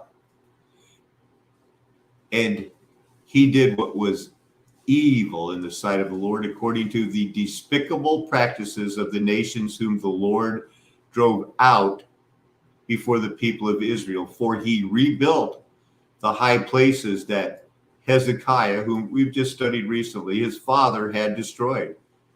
But remember, Hezekiah was warned, you only got 15 years. It's all coming down. And he erected the altars for Baal. He made an Ashtoreth, that's planting a sacred forest, I think, as Ahab, king of Israel, had done, and worshipped all the host of heaven, not Yahweh, but the host of heaven, and served them. He built altars in the house of the Lord, of which the Lord had said, in Jerusalem will I put my name. And he built altars for all the host of heaven in the two courts of the house of the Lord. And he burned his son as an offering, the king of Judah. And he used fortune telling and omens and dealt with mediums and with necromancers. He did much evil in the sight of the Lord, provoking him to anger. And the carved images of Ashtaroth that he had made, he set in the house of the Lord, which the Lord said to David and to Solomon, in the house of the Lord and in Jerusalem, which I have chosen out of all the tribes of Israel, I will put my name forever, if they obeyed. Well, and thank God, he preserved the line of David so that Jesus Christ could be born of the line of David and save all of us Gentiles, because joy to the world, the gospel is not any part of what Jesus did. And he died unto sin so that he could save all of Israel. Yes, spiritual Israel, because that wicked and despised generation got punished except for a very few remnant. Because we find out that the gospel is the fact that in Abraham, all nations will be blessed. That's the gospel. The gospel is that somehow we knew the whole world wasn't going to be punished and only one little obstinate nation would be saved. The gospel is joy to the world. That was the plan from the beginning. When the wicked Hebrews rejected Jesus Christ, he did not panic and go into plan B and say, now we got to do something to save my people. No, he said they were wicked and despised. He sent John to warn them. This book that we have is a book of remembrance written for Gentiles to say joy to the world. This is how it happened. We have many, many books named in the Bible that we don't have, because all we need is the book of remembrance written about in the book of Malachi. That and the New Testament, written in the blood of Jesus Christ, God in the flesh. Verse 10, 2 Kings 21, about Manasseh. Picking it up in verse 11, I should say. Because Manasseh, king of Judah, has committed these abominations and has done these things more evil than all that the Amorites did, who were before him, and has made Judah also to sin with his idols. Therefore, thus says the Lord, the God of Israel, behold, I am bringing upon Jerusalem and Judea such disaster that the ears of everyone who hears of it will tingle, and I will stretch over Jerusalem the measuring line of Samaria and the plumb line over the house of Ahab. And it didn't matter. Verse 16, moreover, Manasseh shed very much innocent blood till he had filled Jerusalem from one end to the other, besides the sin that he made Judah to sin, so that they did what was evil in the sight of the Lord. And of course it says, now the rest of the acts of Manasseh, all he did, isn't it written in the book of the Chronicles of the King of Judah? We don't have that book. We don't have that book. It mentions it again here. You know, and there's books that have the rest of the acts of Ammon and all that he did. There's books like that mentioned time and time again. We'll look at them. We're going to start right now. There's a Chronicles of the Kings of Judah. You know, they say it's a lost work because for thousands and thousands of years, we can't study all of those things that are written in the book of the scroll. We have what Malachi describes in the second chapter is, you know, things are so bad, it's going bad now, it'll never recover. So we wrote this book of remembrance because there's going to be a remnant. God always promised there'd be a remnant.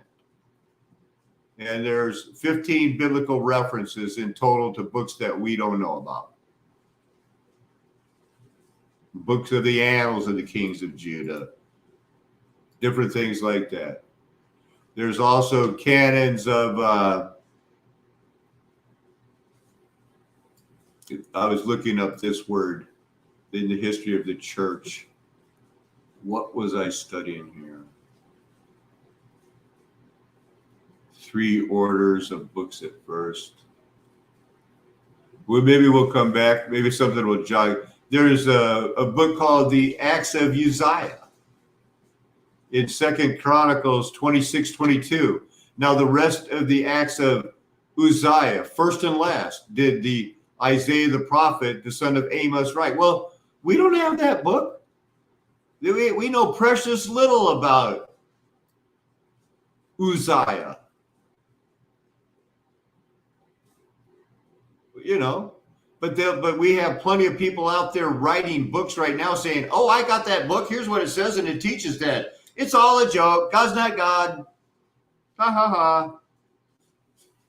No, we have a book of remembrance that led us to be taught that, hey, the good news is for Gentiles, all joy to the world. The gospel was preached and that all nations will be saved. And that has to include nations like the Philistines that had some Nephilim in it. So, hey, joy to the world if you're extra tall. And you might have, because there were Nephilim in those days and after that. We're still after that, people.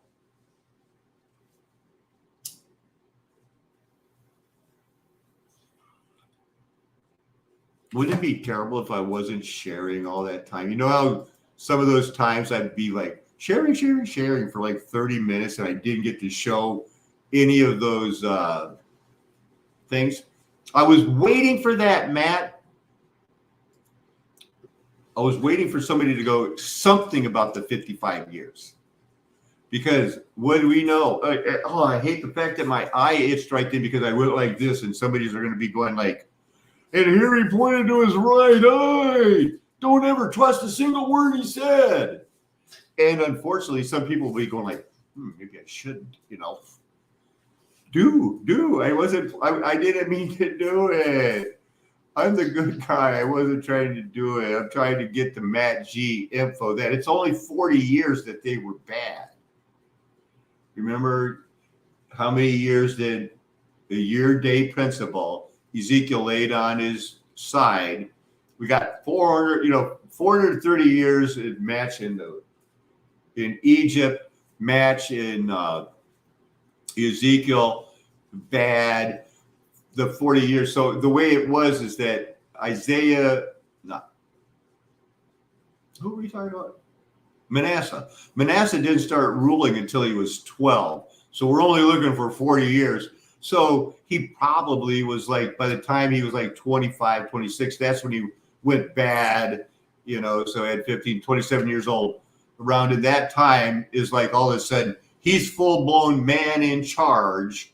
You know, I am full-blown man king, fully committed to evil. And so that's the 40 years. The 55 years is, you know, I was thinking that, you know what 55 sounds like? A bad speed limit, right? That's all I got on that for now. That.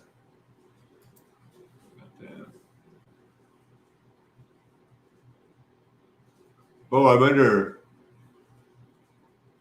non-Trinitarian Christian beliefs. Just to warn you, you know. They'll kill you. There's the Trinity. So first we're looking at the Trinity. This is, you know, three gods. And they basically say that any other references to gods in the Bible, there's only real three gods in the Bible, that the Most High God didn't make those other things to be called gods, but he calls them gods himself. We still have to deal with, you know, Bible verses I have pulled up at the end that are going to show God of gods, you know, Elohim of Elohims is our God, created by El Elyon, the Most High God, because at one point there is only El Elyon, the Most High Spirit God, who at one time told Abraham, hey, good news.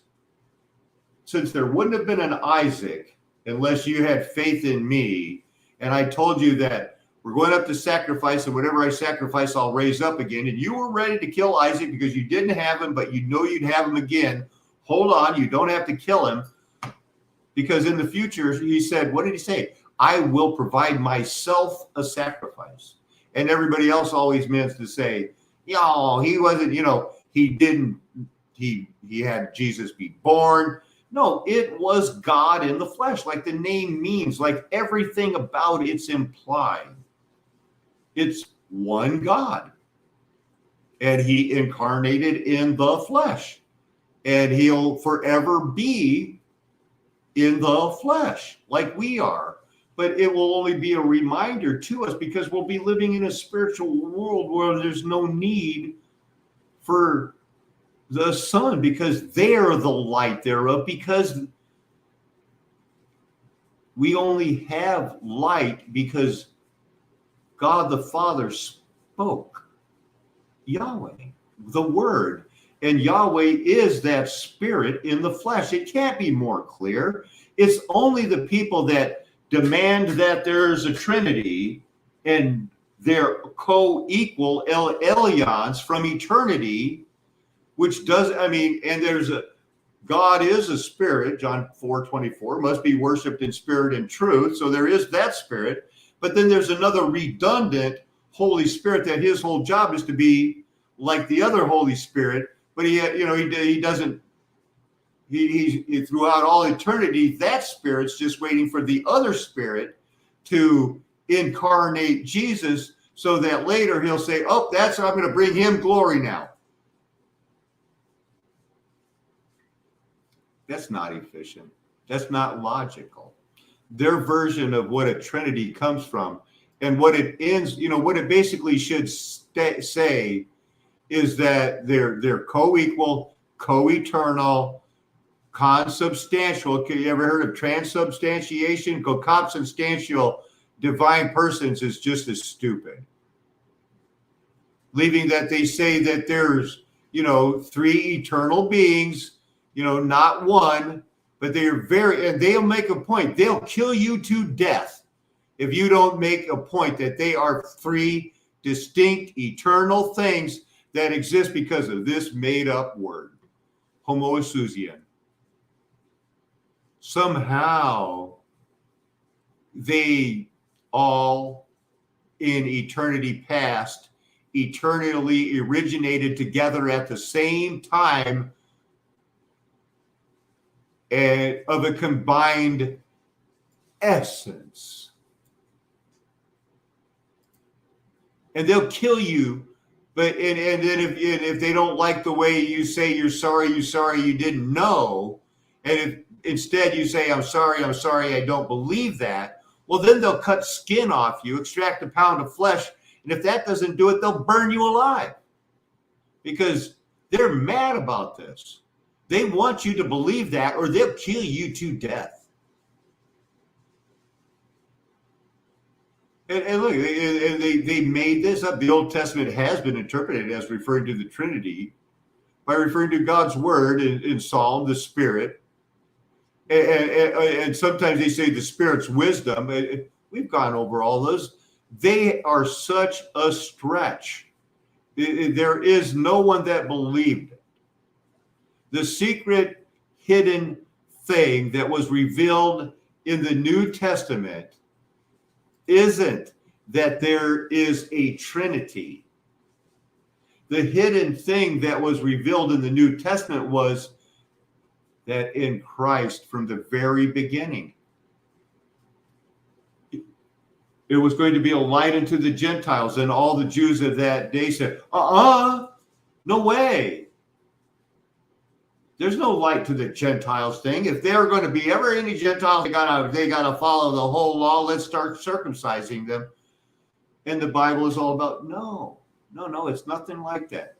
We have these God-fearing Greek Jews have been fearing it, waiting in, and what happened?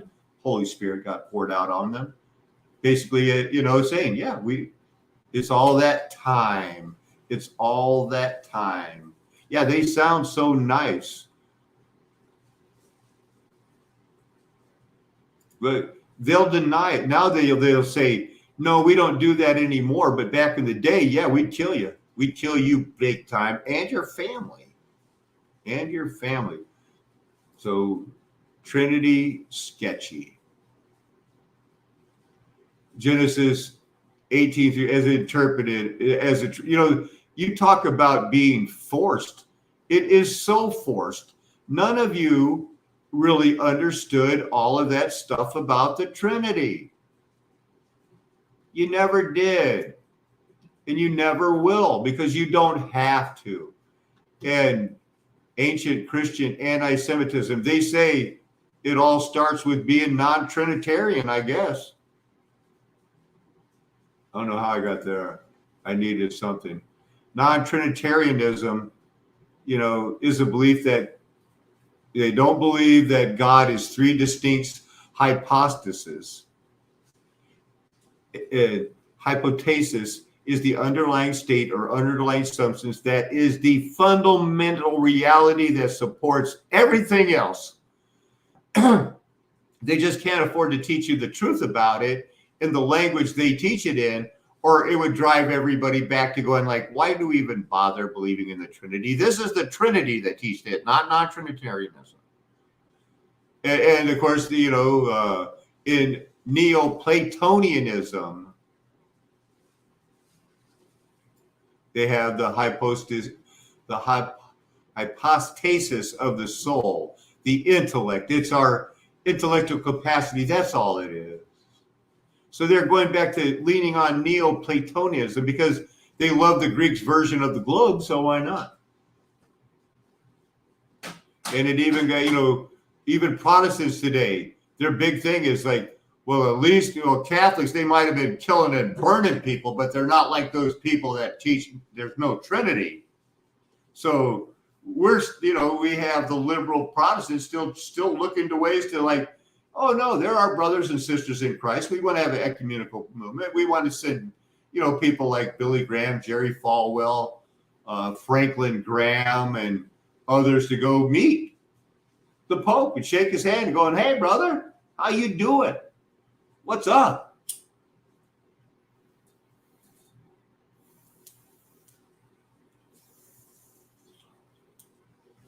And anybody that doesn't believe in it, we'll call them cults.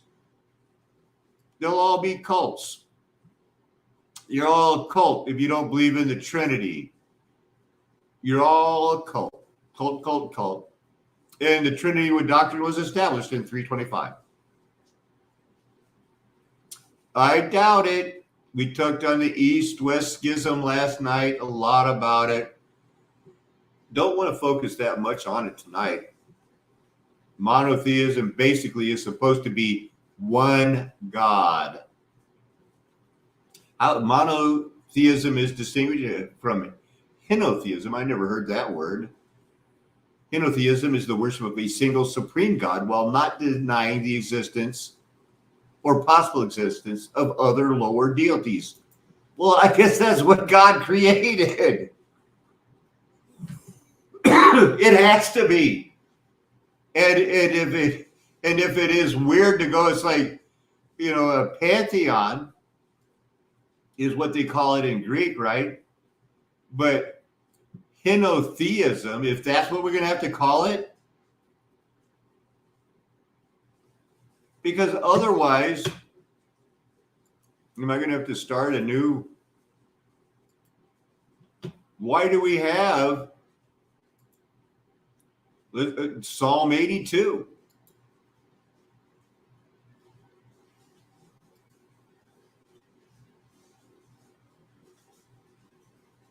Is 82 still after 81?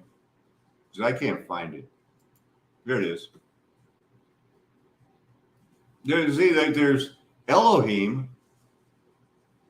among the divine. That's El.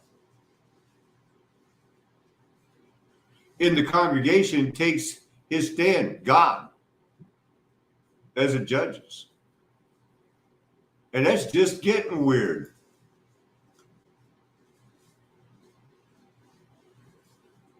To the wicked.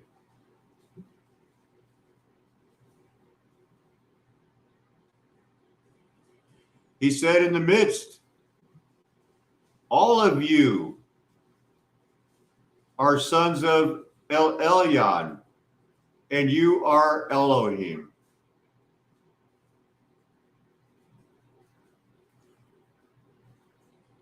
Because why? Why do I say that? Randy could tell you. I say that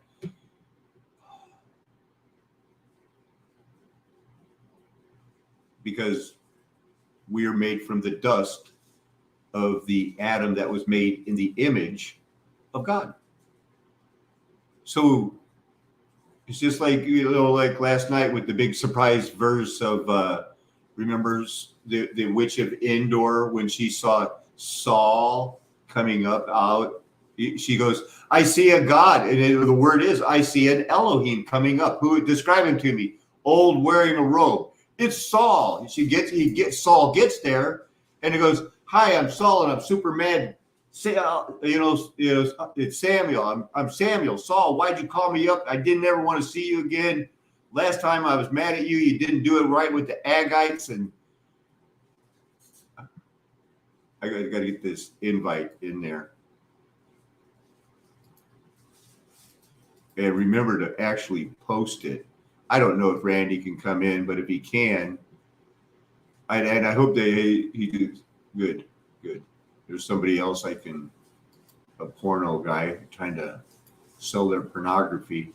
I see it's not just me.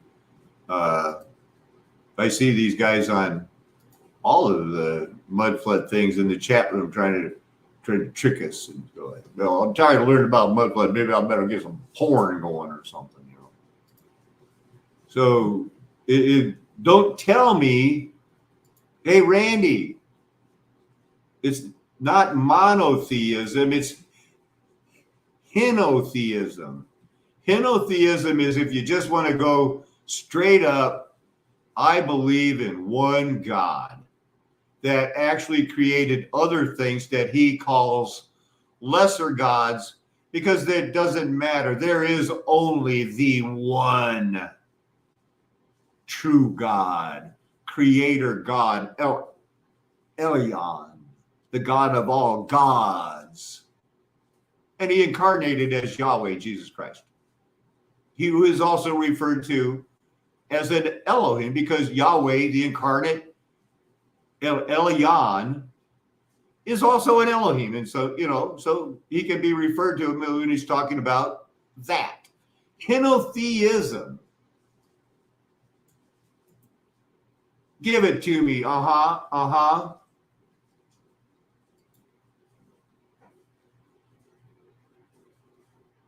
Oh, see, of course they're going to want to be henotheistic. Skeptics, oh yeah. This guy's all over it. He's a henotheistic. He got all over that word.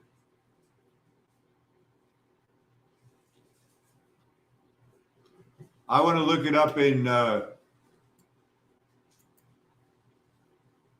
on YouTube and try to see if I can find it without a Creative Commons thing. All of you other, content providers out there that, you're not making money anyway. If you haven't gone and made your videos available to everyone where they can never, ever, give you a strike against it, because your videos are Creative Commons, but you haven't done it yet. Why? Why not? Of course, Dr. Heiser would be the only one doing it.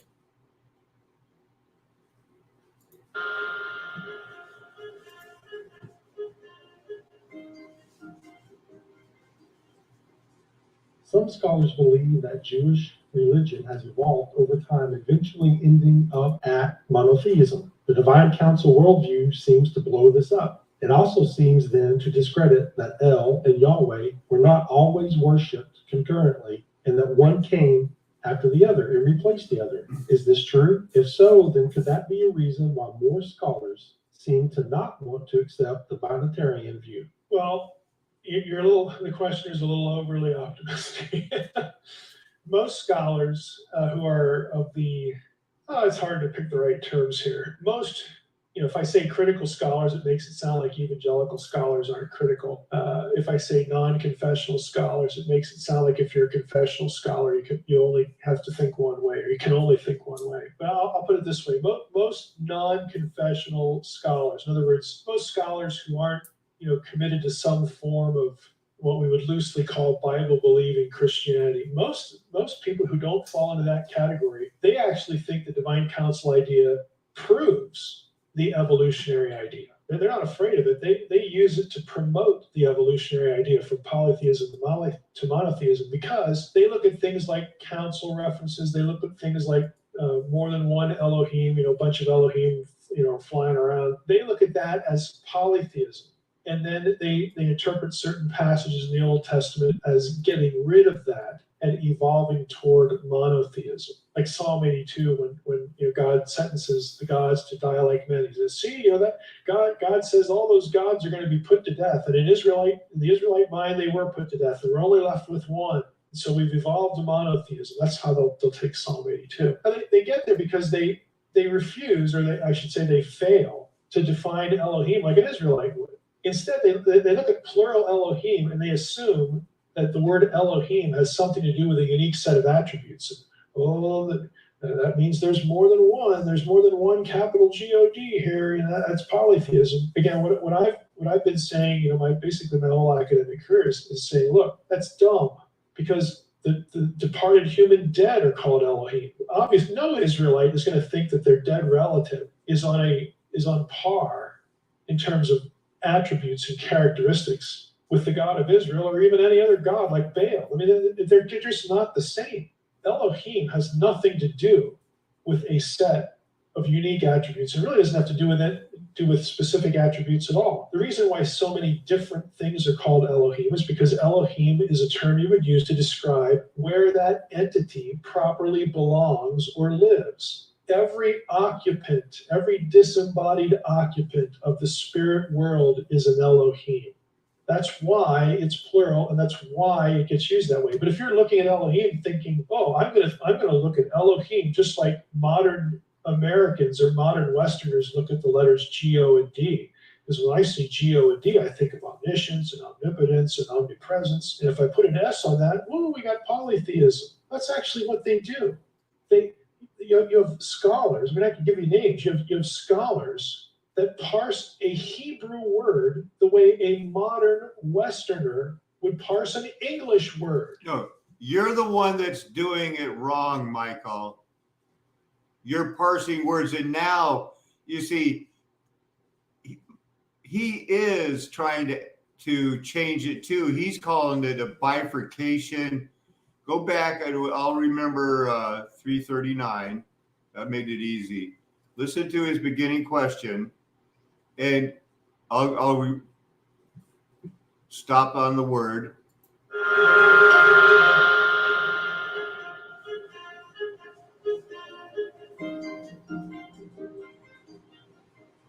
Some scholars believe that Jewish religion has evolved over time, eventually ending up at monotheism. The divine council worldview seems to blow this up. It also seems then to discredit that El and Yahweh were not always worshipped concurrently, and that one came after the other and replaced the other. Is this true? If so, then could that be a reason why more scholars seem to not want to accept the binatarian view? Binatarian view, not Bonarian, it's binatarian. See, Michael Heiser is leaning towards, his own thing that there are two gods, maybe not, they both are holy. One's a spirit, one's not, but he's definitely, I think, questioning the Trinity, but he's coming up with his other thing instead of it just being henotheism. English word in terms of its meaning.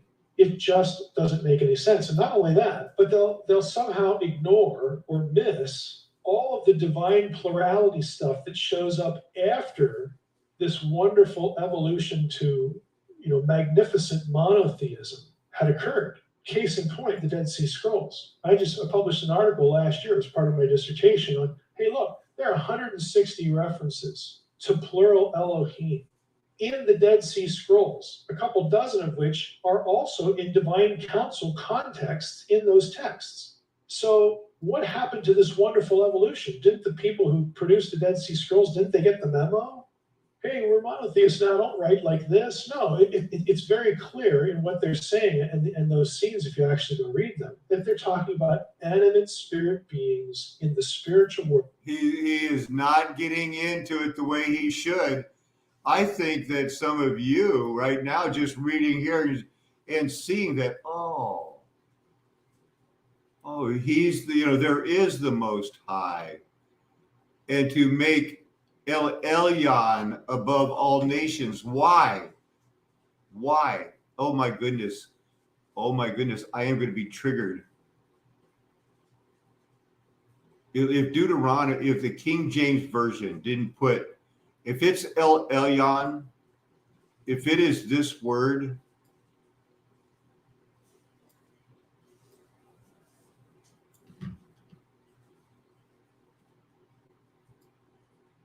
if we're looking at this, El Elyon, and they didn't put it in Deuteronomy or even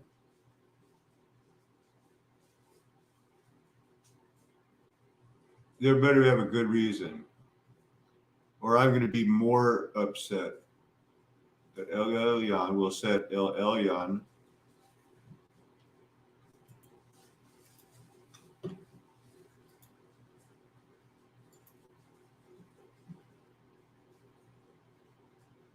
Oh shit. Why are they so bad? That can't, you just can't make that. They couldn't just say God. He has made which the nations above all God.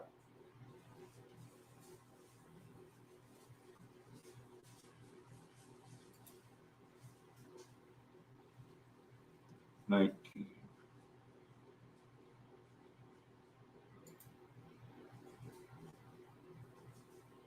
And that he will set you in praise and in fame and in honor, high above all nations. God has made. That's too hard to say. And to leave it in a lowercase h. Your precious King James. And to make thee high above all nations which he hath made, in praise and in name and in honor, that thou mayest be an holy people unto the Lord our God. And oh, the King James Version will always emphasize the true holy name. Is there a holier name than El Elyon?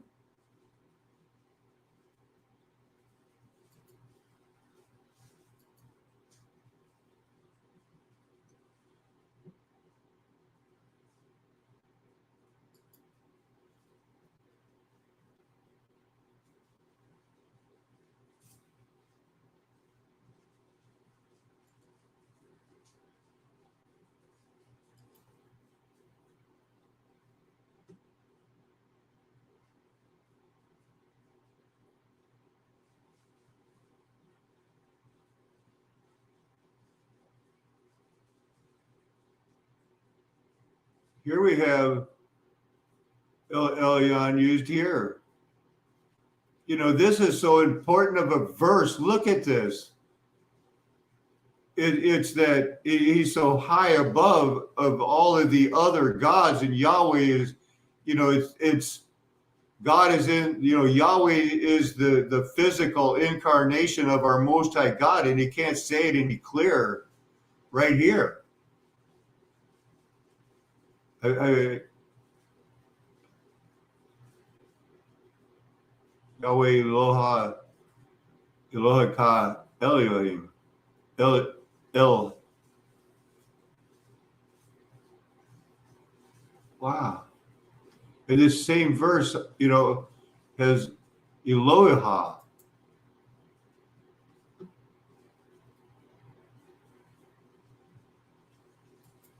Oh man.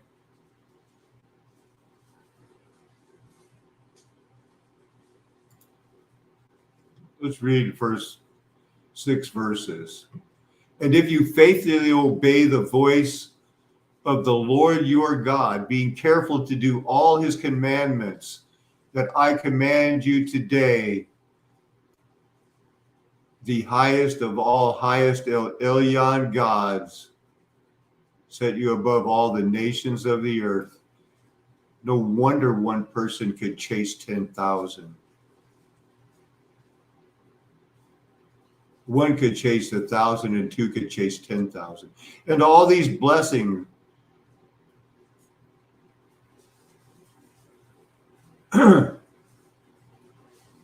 Blessed shall be the fruit of your womb and the fruit of your ground and the fruit of your cattle.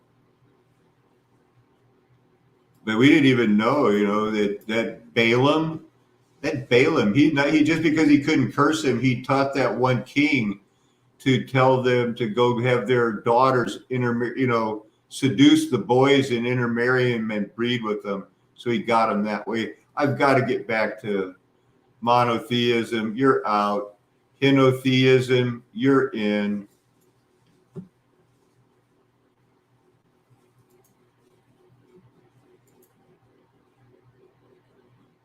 Henotheism from Greek, modern henos theos, meaning one God, is the worship of a single God while not denying the existence or possible existence of other deities.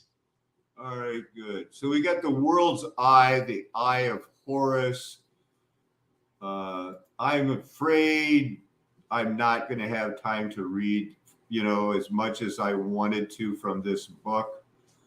We got the eye of Horus in a hand. Where are we at here? Oh, yeah, 2 hours and 10 minutes. I'm going to leave it up. And Lord willing, we'll come back, but I won't close it out because I just know that all you hipsters and ex-steampunkers that, are all excited about all my, this guy loves Steam, and so let's go check it out. And now you're going like, he loves Steams, and look, I got to give me some of those glasses. This is not post-apocalyptic fashion channel. This is Flat Earth Nation. We don't have time for that right now. And besides, these words, some of them are so hard. I have to be more focused. But that's the eye of Horus too. You see it. Oh, now I lost my page. Shoot. Hey, today is that International Women's Day. This was that I had some Veruca salt stuff in the title. Now see the little girl broke the glass ceiling. See that? Isn't that what it's symbolic thereof? And I see that it's got I can't read the reflection in the yellow, but I think it says it's McDonald's billions and billions and billions served or something. But it's the famous feisty girl standing her ground. It's called Fearless Girl, Fearless Child, Fearless Girl. And added broken glass around her. The plaque reads, today's broken glass ceilings are tomorrow's stepping stones. She's staring defiantly down that road. Glass ceilings. I got to move that over or I'll close that out. What I want to say is that if we could switch over and get the real news of Ukraine, how many little girls you think are standing right there in front of that tank right now after hearing 2 weeks of bombs going off? And I'm not kidding you. That war, yeah, how can I say it? Even World War II, the wars were faked and planned, but there's still people dying out there. And they didn't fake the Holodomor when they starved 40 million people in the Caucasus and that whole area, including Ukraine. And they're coming for you. That's what that's what Flat Earth Nation's here for. I'm not here to make money, not making my videos to where people have to worry if they can show them. It's common, just like yours should be if you're not trying to make money off of them. Just put it out there. Let anybody know it. No worries. Everybody shares their videos instead of because they can nick you. And I've been put off by showing other people's video and not that fun. Right?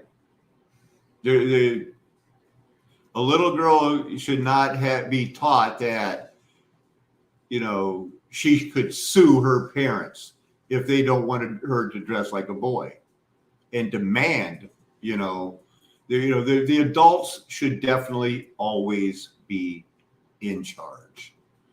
And it's just a joke that today the world is changing, and I compare it that you would never get this pose anywhere.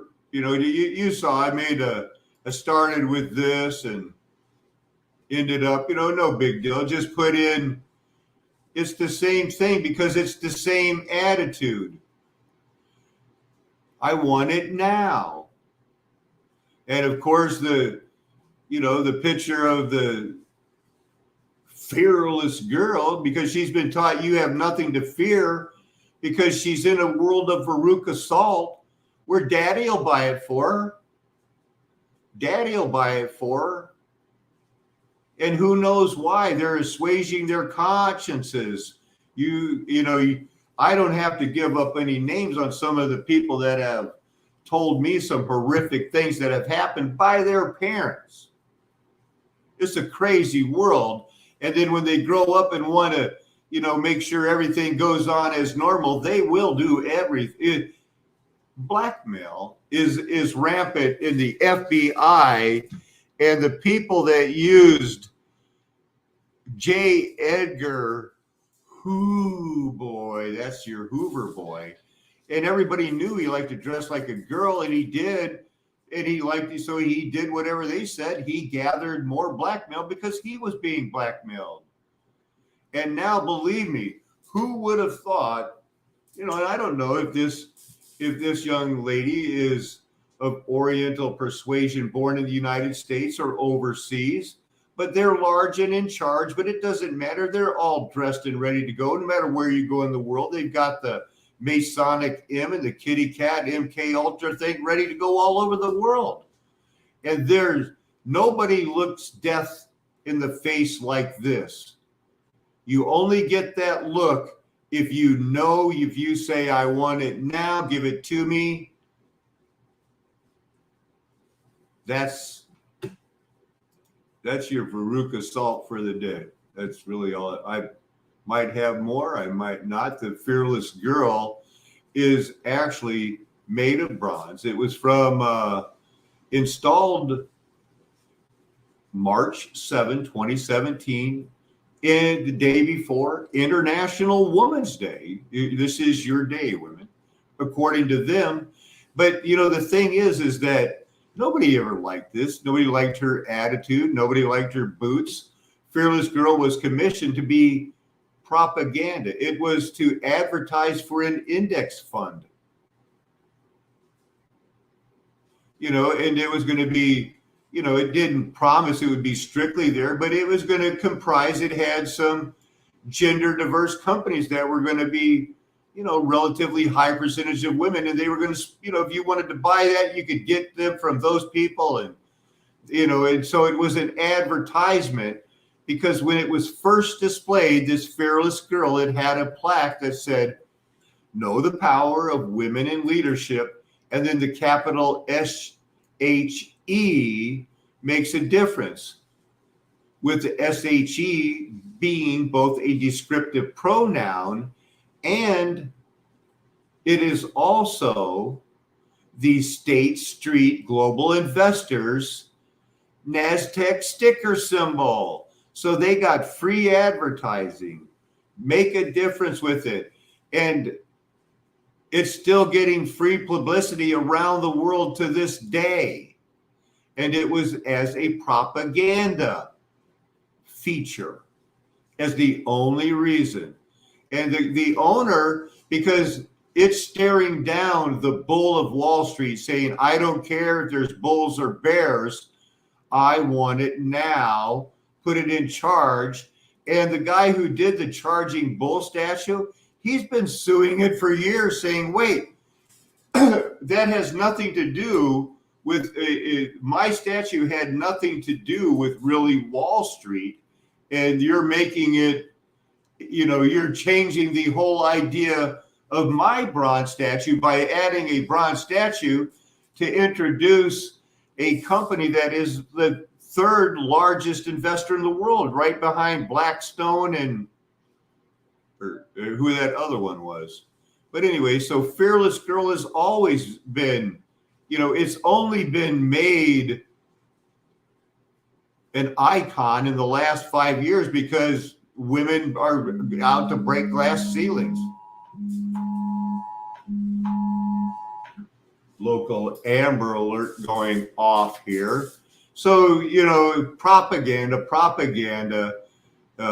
This guy doesn't like it at all. He made his as a symbol of prosperity and for strength. And now the bull is the villain and she's playing Toro. The feminists are saying these are all the wrong ideas. Feminists never liked it. They're suing people if the State Street Global Advisors sued the girl that made it because she wanted to sell some replicas and they said, no, that's a violation.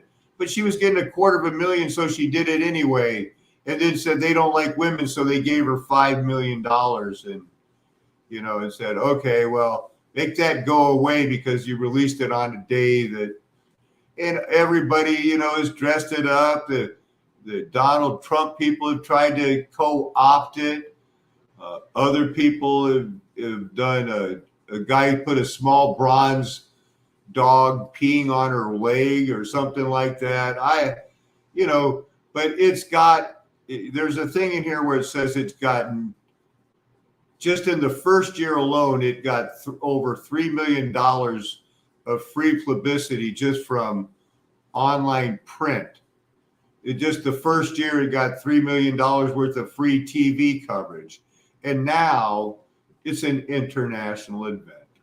Just one more tab we had to close.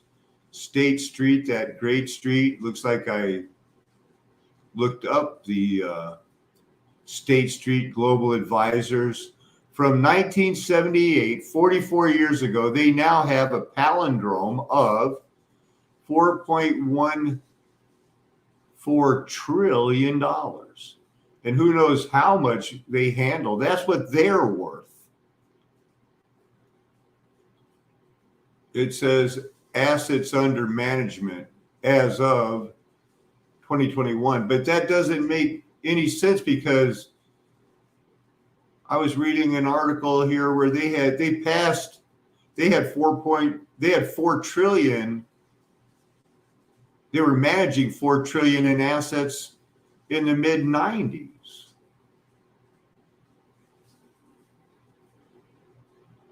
Fearless Girl was one of their deals, of course.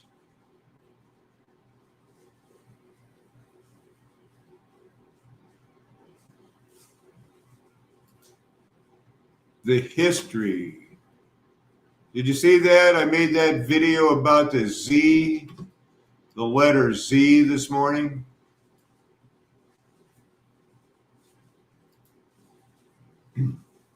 These are their new, this is the new swastika. It's the new swastika. A Z is not in the Russian alphabet. The Z is not in the Russian alphabet. But it's on a lot of the ones in Ukraine right now. They're using this, and these other ones. There's a web page on it. Getting ready for a new world order. They even called it World War Z. What's the meaning behind the Russian propaganda symbol?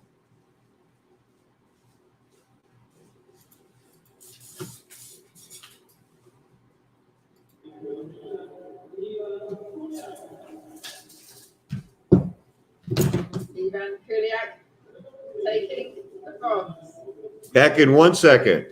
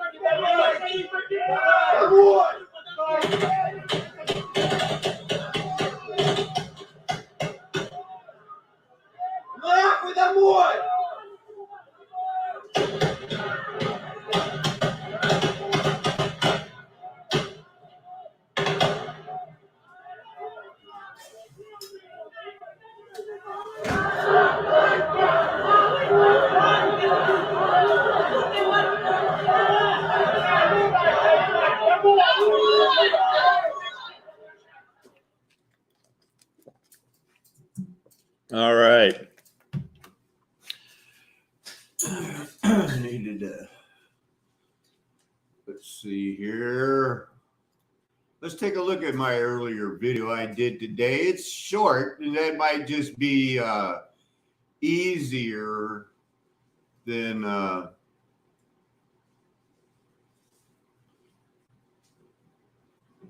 explaining it. Running a little bit slow here tonight. You know, it's the first, the world's coming to an end. It's a war.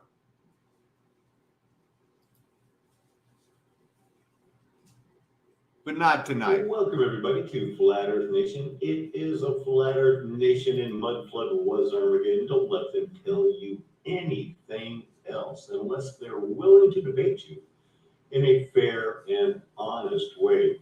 So I thought I was going to be the first one to tie this into, hey, this new Z is obviously a swastika. Even when I first saw the article, I went in and told Tommy, I said, hey, they've got a new swastika going in Russia, but it turns out I'm 5 hours late. But I don't check the news that much.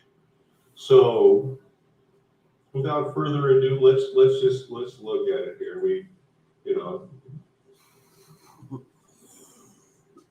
That's Biden. He's Joe Biden. Now, the mystery behind the Z symbols, there's one version of it. Has it become a pro-war symbol? Well, it sure seems like it. It's on billboards and uniforms, not only in Ukraine, but also throughout the Soviet Union. It's definitely an invasion. This is a continuation of World War I and the imperialists.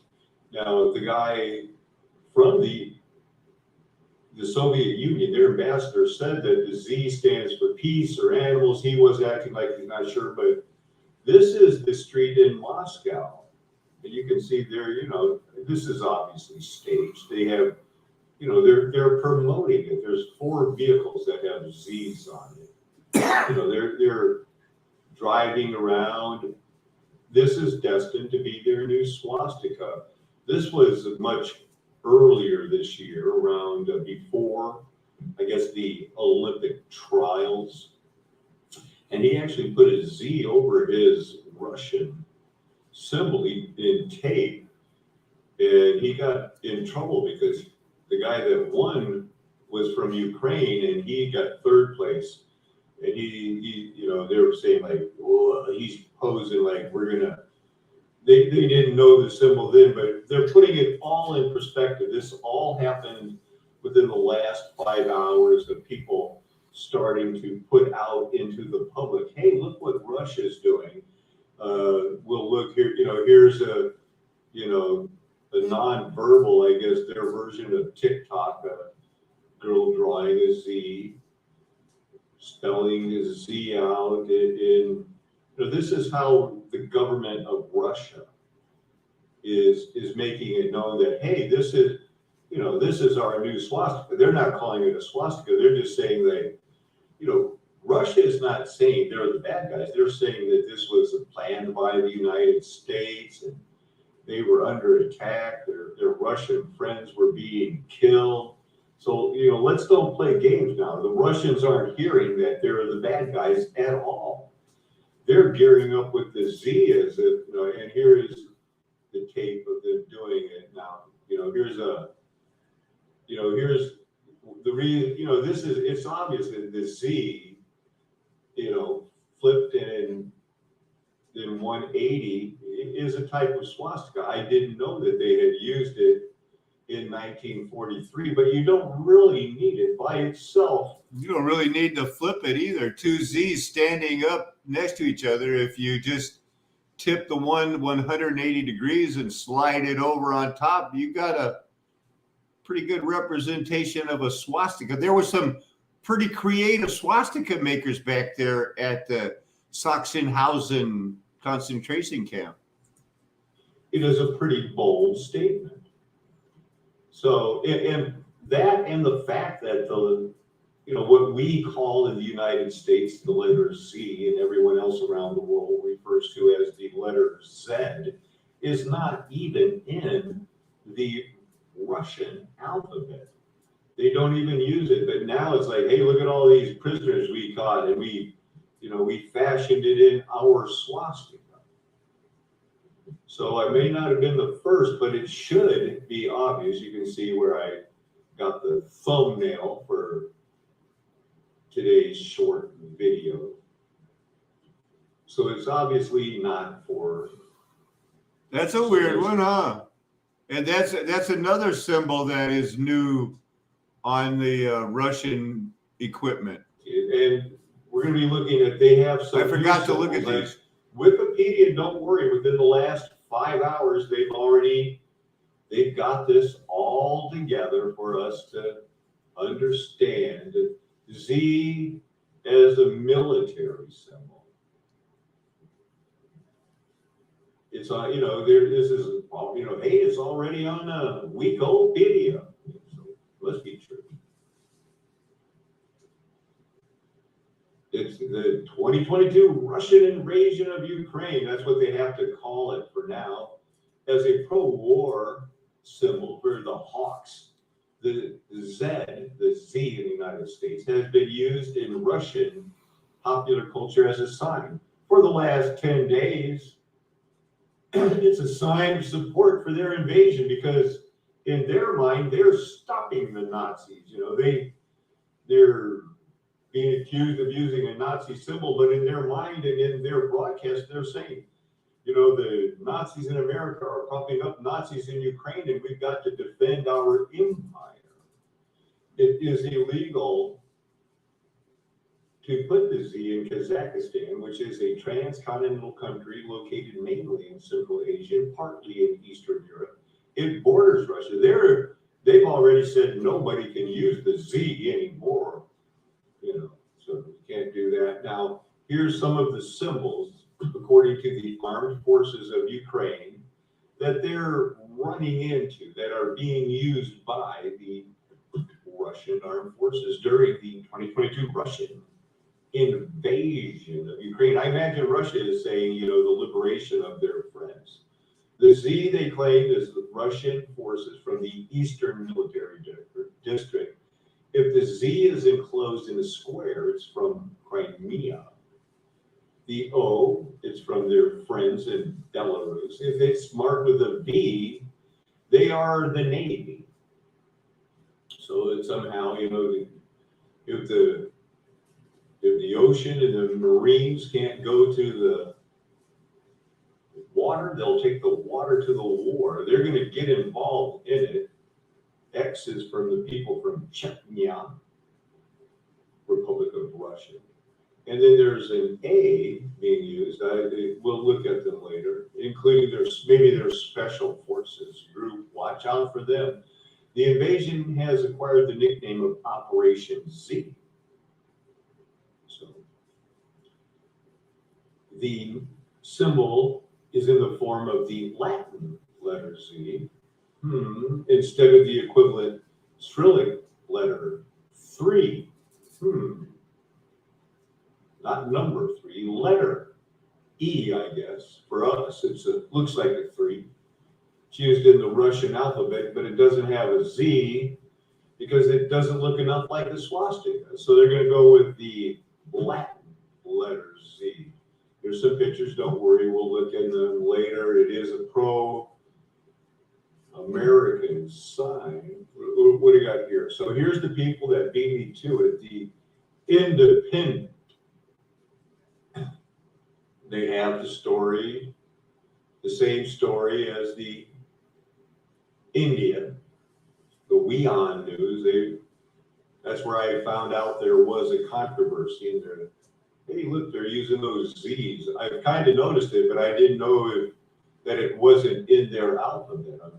I guess I'm not that well traveled, I'll admit it, but it should be pretty obvious, It draws comparisons to the swastika, but they'll always be able to deny it and say, no, this really does mean peace for our people. And they are just like the people in the United States. They are They want their people saved. So here are some of the symbols here.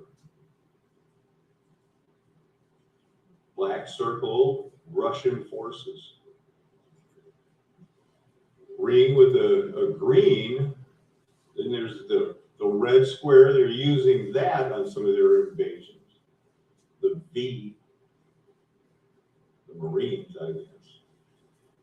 There's your Z, aren't those? All right, I'm going to interrupt because I forgot to go back and show some of those other ones. I want to see, you know, they'll probably give me a chance to see some war stuff here. I'd prefer to see it from India. Hey, look, it's the commander of the mortar unit. Вже декілька місяців живе на полігоні в Чугуєві. Каже, що навчань тут не бачила від самого початку. Ми навіть там дали створити свою роту, ми могли там вже вирішувати, як розпочати навчання, кого запрошувати. Тобто такого права немає, ми власне журналістів тут не можна.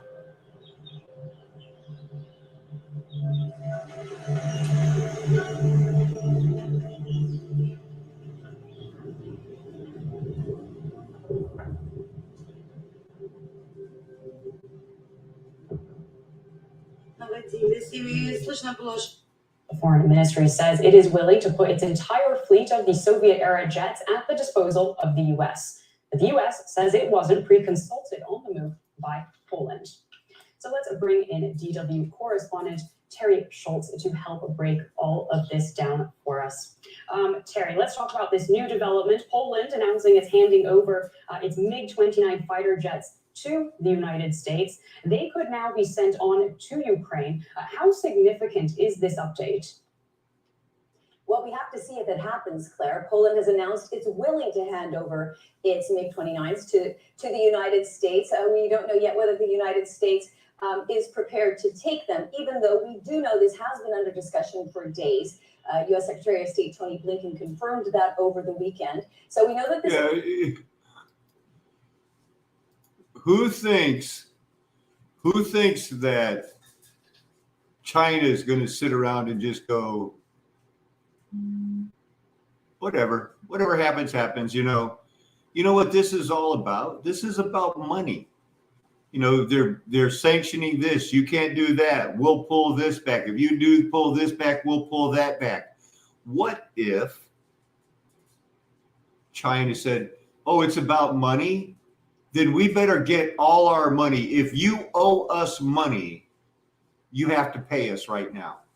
We're no more borrowing. How the United States wouldn't go one day because we never run a surplus. We always are in debt, but we don't care because the world owes us a favor.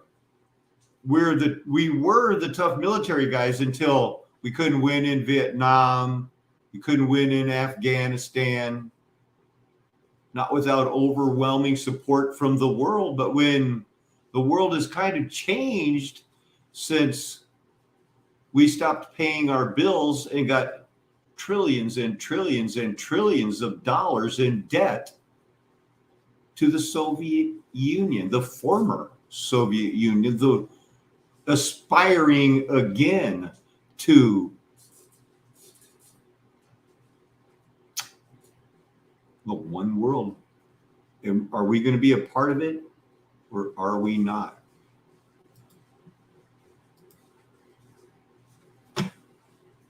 Here's your world. All in. Putin bets his presidency. A Russian quits and says the world's on the brink of a nuclear war. Oh no. Soldiers are deserting their post because it's so much different than the Ghost Protocol games of the PlayStation and things like that, where you do all the fighting. So now Russia and the US have banned oil. So, it's affecting the money. Don't worry. China is to the rescue. Beijing is considering buying stakes in Russian energy. Well, I wonder how long this has been planned. We have Zelensky trying to act like Churchill to get people like the one girl that we just saw in Ukraine who's the head of a mortar thing, but she hasn't had any training, but they'll get it all sorted out at the front. Because they've all played those video games. You just point and shoot. Save your country. Do what you got to do. Die for your homeland.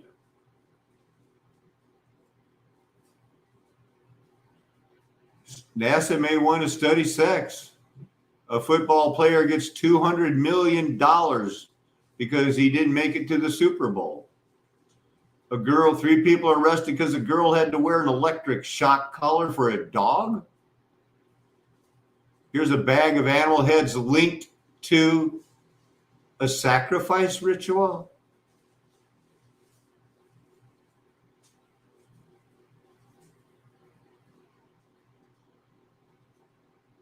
Ukraine animal shelter appeals for help to save 1,000 dogs. I'm telling you, people, save it for food. The CNN boss signals truce with Fox, and they show the picture of the guy who started masturbating live during a Zoom meeting on CNN. You know, it wasn't live on CNN, but it was at a board meeting. And they had to go, Jeffrey, what are you doing? Oh, I'm embarrassed. I'm so dumb.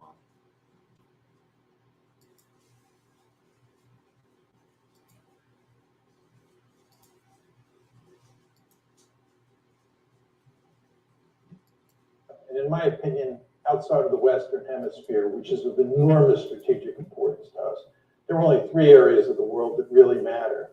1 is Europe, 2 is Northeast Asia, and 3 is the Persian Gulf. And it's very important to understand that since this country got its independence in 1783, Europe has been the most important area of the world. Even though the Japanese attacked us at Pearl Harbor, we had a Europe first policy going into the war, and we had a Europe first policy throughout the war. And it's in large part because the great powers in Europe are more important than the great powers in Northeast Asia over time. Of course, the Persian Gulf was an important area because that's where the oil is, and oil is a critical resource that matters greatly in the international system. So those are the 3 most important areas outside the Western Hemisphere. And again, since the beginning of this country, Europe has been number 1. You want to understand that we're undergoing a fundamental shift of great importance. Asia, because of the rise of China, is going to be the most important area of the world for the United States. The Persian Gulf, because it's inextricably linked with Asia, oil flowing to India, oil flowing to China, the Persian Gulf will be number 2. And Europe will be a distant 3. We're basically leaving Europe in the rearview mirror. And of course, you want to keep this in mind because the Ukraine crisis is in Europe and it involves NATO. Just kind of think about the geography of Europe. This is a simple, if not simplistic way of thinking about it. But here's a map. You can see where Ukraine is, you can see where Poland is, you can see where Russia is. The way I think about European security is there's France, Germany, Poland, Ukraine, and Russia. Of course, we're moving from west to east. These are the big kahunas. These are the big countries that matter. And of course, the 2 countries that matter the most historically are Germany and Russia. Okay, here's the thing of why is Ukraine the Westfall? And you can see it's got 18 million views, but you can also see it's from 2015. And you know what? They are impressive because our basic strategy is to topple regimes all over the world, not simply because we like democracy, but because we believe that whoever gets elected will be pro-Western. So we're killing 2 birds with 1 stone. We're promoting democracy and getting leaders who are pro-American.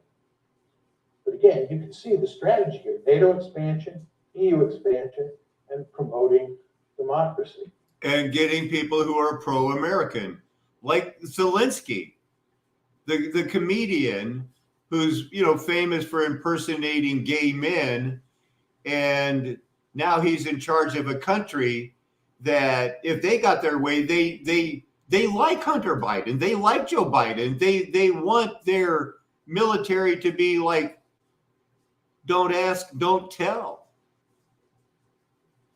And that's, you know, that's why the United States loves them so much, and because they're our boys, we put them in power.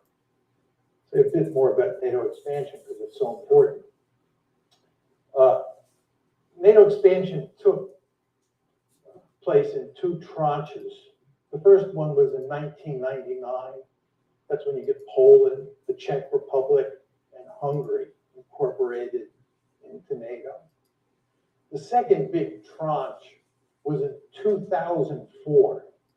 And that's when the Baltic states, you can see Estonia, Latvia, and Lithuania up top, Romania, Bulgaria, these are the light brown countries. That's the second tranche of NATO expansion. Now, the Soviets made it clear in the mid-1990s they were adamantly opposed to NATO expansion. But number one, they were too weak to do anything about it. And two, it didn't involve the states that were right on their border. I mean, there's no question, as you can see from the map, that Latvia and Estonia are on Russia's border, and Lithuania as well. There's a little enclave between Poland and Lithuania. But the fact is, these were very small states. It was early. All right, so now I want to, you know, as I'm going to look for it while I talk to you, the how can I phrase it? To put it in our perspective, and if you want to keep seeing this, this is an hour and 14 minutes, but I want to get to where he starts taking questions. So give me a second, because he answers some questions, and one of the first ones that he gets to talks about China, and he ties in something that I tried to get across a lot. And I'm going to let him just take a couple of these questions here, because this is the point of where you're either into it or you're not. And he's going to tie in what I've said about the century of humiliation that China has just went through. And how does that tie into Ukraine? And it's going to be, look, the people that set this up, China has been playing this as, you guys wanted to, you know, you did all this and that, we played by the rules. They wanted to be counted as white, but they weren't. Same with Italy. Why did Italy drop out of the war in 1943? Because the word was given to them. You're not going to be considered white. You're only going to be considered non-Jewish.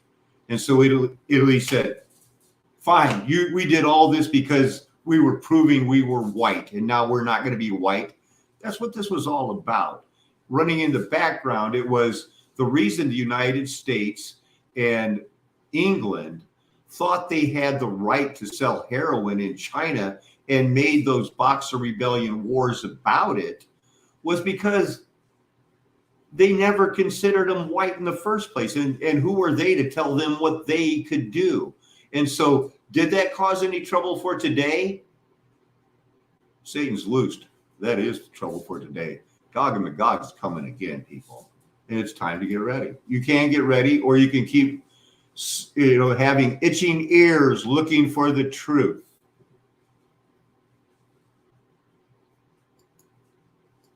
Right, which I think reflected that optimism when the Soviet Union was losing the Cold War and about to collapse. But times have changed.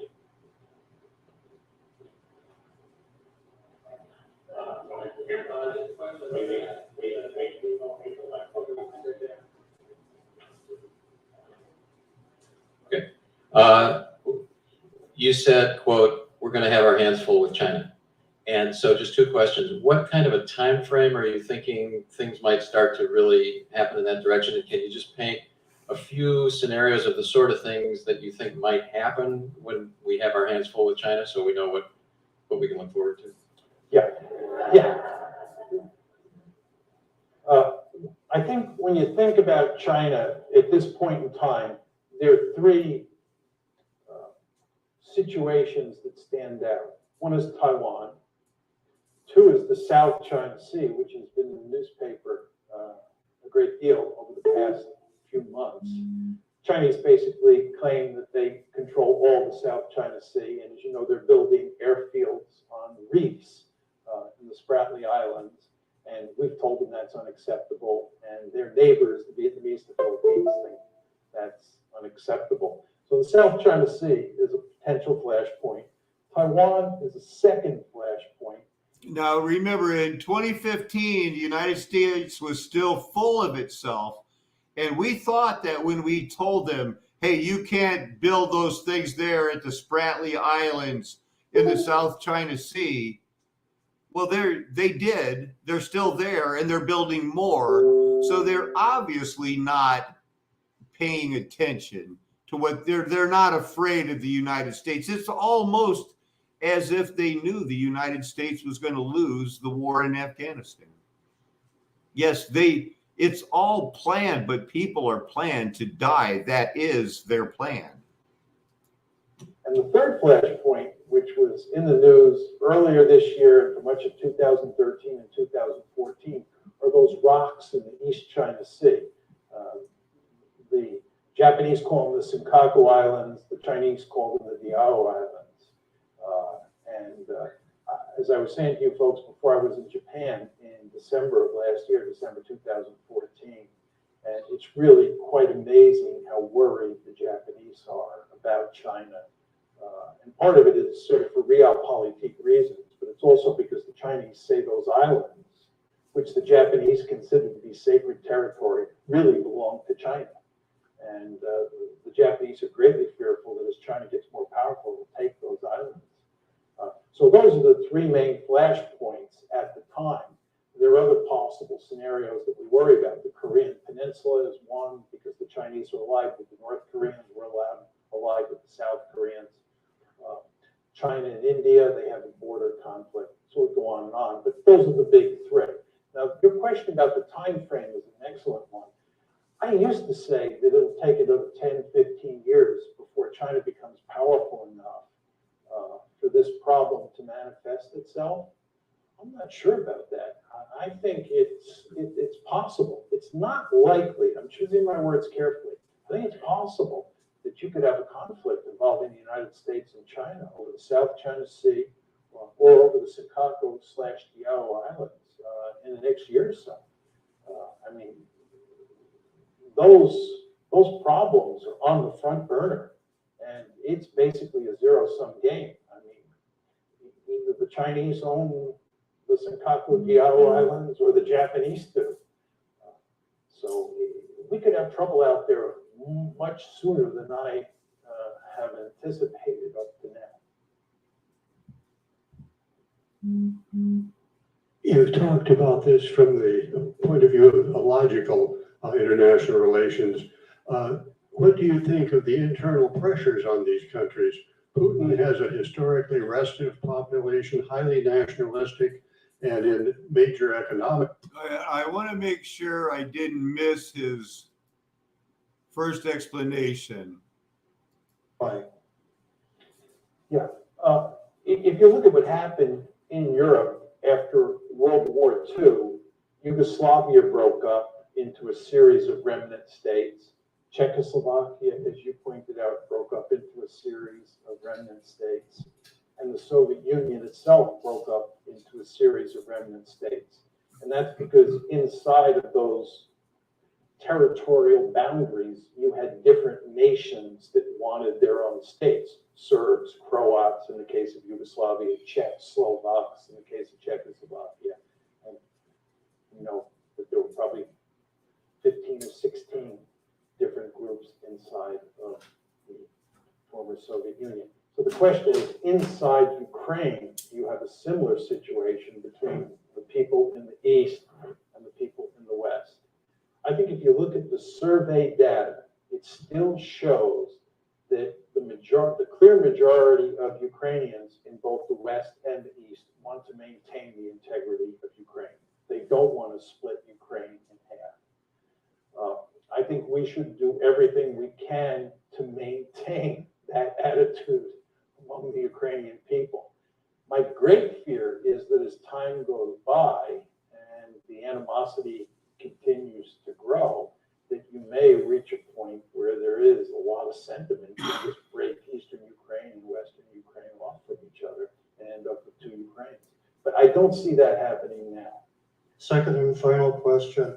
As we look at parts of our recent additions to NATO, Hungary, Romania, Bulgaria, and look at where their political systems are careening, has NATO lost the moral imperative for its reason to be in? Well, I mean, what we tried to do with NATO expansion and with EU expansion and with democracy promotion was to turn all of Europe into one giant security community in which all of the member states were liberal democracies that were hooked on capitalism and deeply embedded in these institutions and would therefore obey the rules that define the institution, and we would all live happily ever after. That was the goal.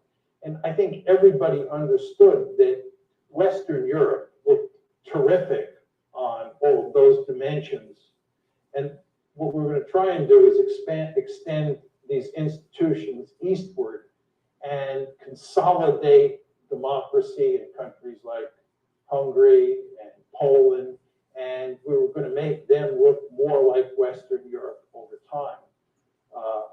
We had some success, and there's some failures. And if you talk to most people who study Europe today and spend lots of time over there, they're quite pessimistic about where Europe is headed, not only regarding Eastern Europe, but also with regard to Western Europe. And I'm not sure in 25 years what it will all look like. I mean, in my opinion, the biggest issue is demographic.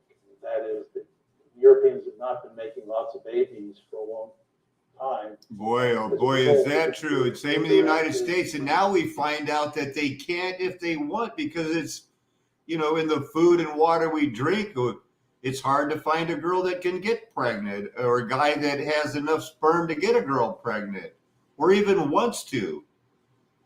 Because many people are swiping right. They say twice as many people are staying at home that are just happy to play with themselves. Intervening all over the world. You have a foreign policy establishment that's filled with people who believe that we have a right and a responsibility to intervene all over the planet. And that leads to unending trouble when you don't have the magic formula for winning the wars that you get into. The problem that we have is we have this interventionist foreign policy that leads to us losing all the time. It's really quite remarkable. But just with regard to your point about ideology, I think you do not want to underestimate how important nationalism is, both in the Chinese context and in the Russian context. You were alluding to the Russian case. Now, this is what everything here is nationalism. And we see around the world, we're not even involved in this war, but I know people, there are people from America going over there. And they're ready to fight because nationalism, we've been insulted somehow over this deal. And they've got to pay the price. But you know what? Russia and nationalism and Chinese and nationalism, boy, now they've got it down to an art form. Who is ready to die for their country, or who's ready to let other people die for their country? Let me just say a few words about the Chinese case. This is why, getting back to this gentleman's previous question, I worry so much now about Japan and China getting into a shooting war over the rocks in the East China Sea. The problem that the Chinese face is that communism, which is the governing ideology, no longer has much legitimacy. And they've had to find the substitute ideology. And by almost all accounts, the substitute ideology is nationalism. And at the core of Chinese nationalism is what's known as the century of national humiliation. Chinese nationalism emphasizes that between roughly 1850 and 1950, that 100-year period, China was humiliated. It was humiliated by the European great powers, the United States with the open door policy, and especially by Japan. And the Chinese are really just angry about this.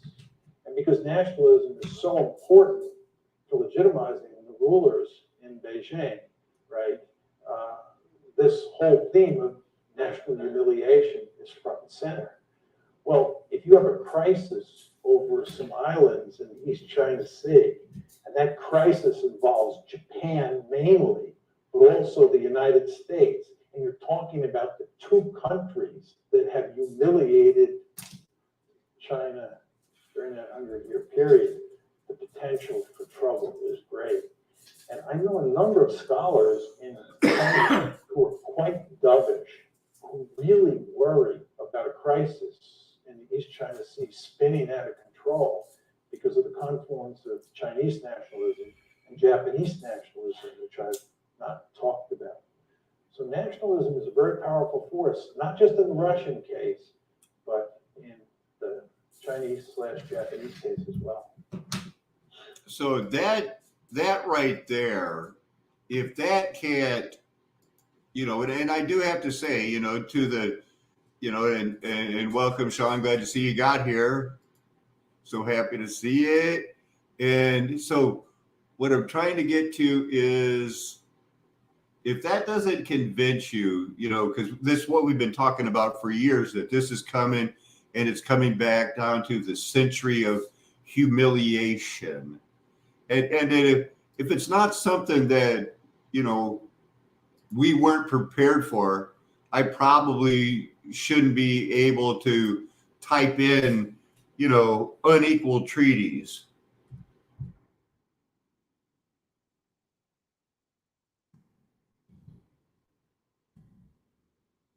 And know that they're talking about, this century of humiliation.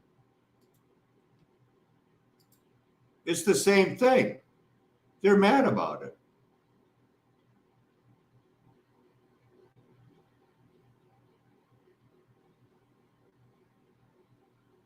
Looking for a short version of the century of humiliation.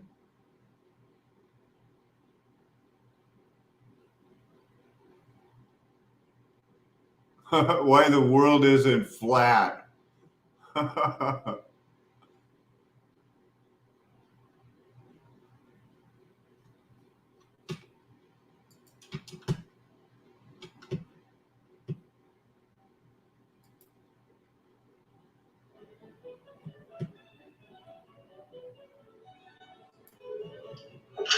Hi, everyone. Today, we are going to be talking about the end results of the Opium Wars in China, the unequal treaties that follow, and the repercussions that those are going to have on the Qing dynasty of China. Now, when I last talked to you, we spoke about the Opium Wars. The Opium Wars, and remember, yes, there were two, even though last time we only discussed one. The Opium Wars ended with a collection of various treaties. You had the Treaty of Nanking, which ended the First Opium War. You had the Treaty of Tianjin, which ended the Second Opium War. And in these treaties, China loses out big. I'm going to go through some of the provisions of them so you can understand how badly China lost out in this deal. First and foremost, China had to pay Britain nearly $21 million. This was a combination of money for the destroyed opium as well as for war costs. Secondly, the story behind that is England and the United States, backed by England, started with They buy $21 million worth of dope. And in that day, that's a couple billion. And they want to go sell it in China. China captures them, says, get your dope out of here, and burns it and throws it away. China and the United States come back with bigger armies, kick their ass and say, we want our money back because we're going to go buy more dope and come and sell it in your country, bitches. That's how it happened. China had to legalize the sale of opium within the country. We spoke last time about how devastating that was for the population of China. Thirdly, China had to allow the United States, Japan, and various European powers the ability to create embassies in China. And what this meant was, for the first time in Chinese history, China was forced to deal with outside nations not as their superior, but on equal terms. Another provision of this treaty was that the Kohan system eventually became null and void, and merchants from Western countries were now able to deal directly with Chinese officials without having to go through that middle ground. Another provision of the treaty is that new ports were opened up for trade with Western countries. So no longer was it going straight through Canton, only through Canton, but it was going through a number of other port facilities. Another provision of the treaty is that the Chinese could no longer use the Chinese character for the word barbarian in order to refer to Western countries. Also, China had to refer to Britain as most favored of all nations. Lastly, and perhaps the biggest one in terms of immediate effects, is that China had to allow missionaries from Western countries to operate within the interior of China. And what that meant was now that Christians from the United States, from Britain, they could travel all throughout the Chinese interior and seek to convert the people of China to Christianity, which is going to have some big effects. To give you kind of a metaphor, I want you to imagine that you had been beaten up by a bully in the hallway. In order to get that bully to stop hitting you, you had to give the bully your shoes, you had to agree to go to church with the bully, you had to take out your wallet and pay the bully a large amount of money, you had to agree that the bully could have a representative at all times in your bedroom that you would have to negotiate with and talk to. You could no longer refer to the bully as a bully, you had to refer to him as a friend, and you had to now give one room in your house to the bully for the next 150 years. And that's the one thing I neglected to mention as well, that another provision of the unequal treaty is that the island of Hong Kong would be given to Britain for a 150-year lease. That would be until the year 1997. And that should hopefully explain to you why Hong Kong today is so strongly in favor of democracy and is very much westernized in their culture, is because for 150 years it was a part of Britain. Now, getting back to the subject of missionaries. These missionaries are traveling through China, and they, again, are, like I said, attempting to convert the Chinese people away from their traditional beliefs of Confucianism, Taoism, Buddhism, and instead to convert them to this Christian belief system. I think they were, since we know that Christianity had turned the whole world upside down in the time of Paul the Apostle, we know they had heard about it. What these missionaries are Jesuits who went in, and as they always do, asked the Canadian Native Americans who were forced to go to their, boarding schools, what happens to them?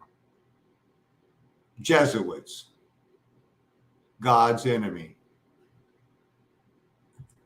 missionaries are quite effective. They build churches in the interior of China. They have a number of followers.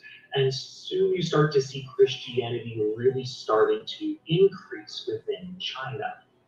That's going to lead us, though, to this man. And this is Hong Zhiguan. Now, Hong Zhiguan was a member of the Hakka people. And the Hakka were a group of ethnic Han Chinese. It's a subgroup. And the Hakka had been very resistant to the ruling Manchus of the Qing dynasty. Now, Hong Zhiguan, he traveled to take the imperial examinations. He wanted to become a member of the scholar gentry within the Qing dynasty. Hong Zhiguan ultimately fails in doing this. And on the way back to his home village, he falls gravely ill. This is roughly around 1837 that this happens. While he is ill with an exceptionally high fever, he starts to experience these mystical visions. And at this point, he's not quite sure what to make of these visions. He doesn't know how to explain them. In 1843, Hong Zhiguan meets up with one of these missionaries that's traveling throughout China, and this missionary explains to him all about Jesus and the teachings of Christianity. At that point, Hong Zhiguan thinks back to the visions that he had 6 years ago, and all of a sudden he is he has this clarity. He suddenly can explain what he saw. Hong Zhiguan now believes that he had been visited by Jesus Christ, and that Jesus had told him that he was the reincarnation of his brother. So Hong Zhiguan, now believing himself to be the brother of Jesus, starts a new syncretic religious movement. It is a combination of Christianity and of kind of Chinese folk traditions. Hong Zhiguan is going to create what's known as the Taiping Heavenly Kingdom. The Taiping Heavenly Kingdom was a state within China that was based entirely around Hong Zhiguan's interpretation of Christianity, which was a very Old Testament style interpretation. It wasn't the New Testament, like charity, love, compassion. It was more the Old Testament of, belief in one God and rooting out unbelievers and sacrificial devotion and things like that. Now, you can see on this map, the area outlined in red is the Taiping Heavenly Kingdom. And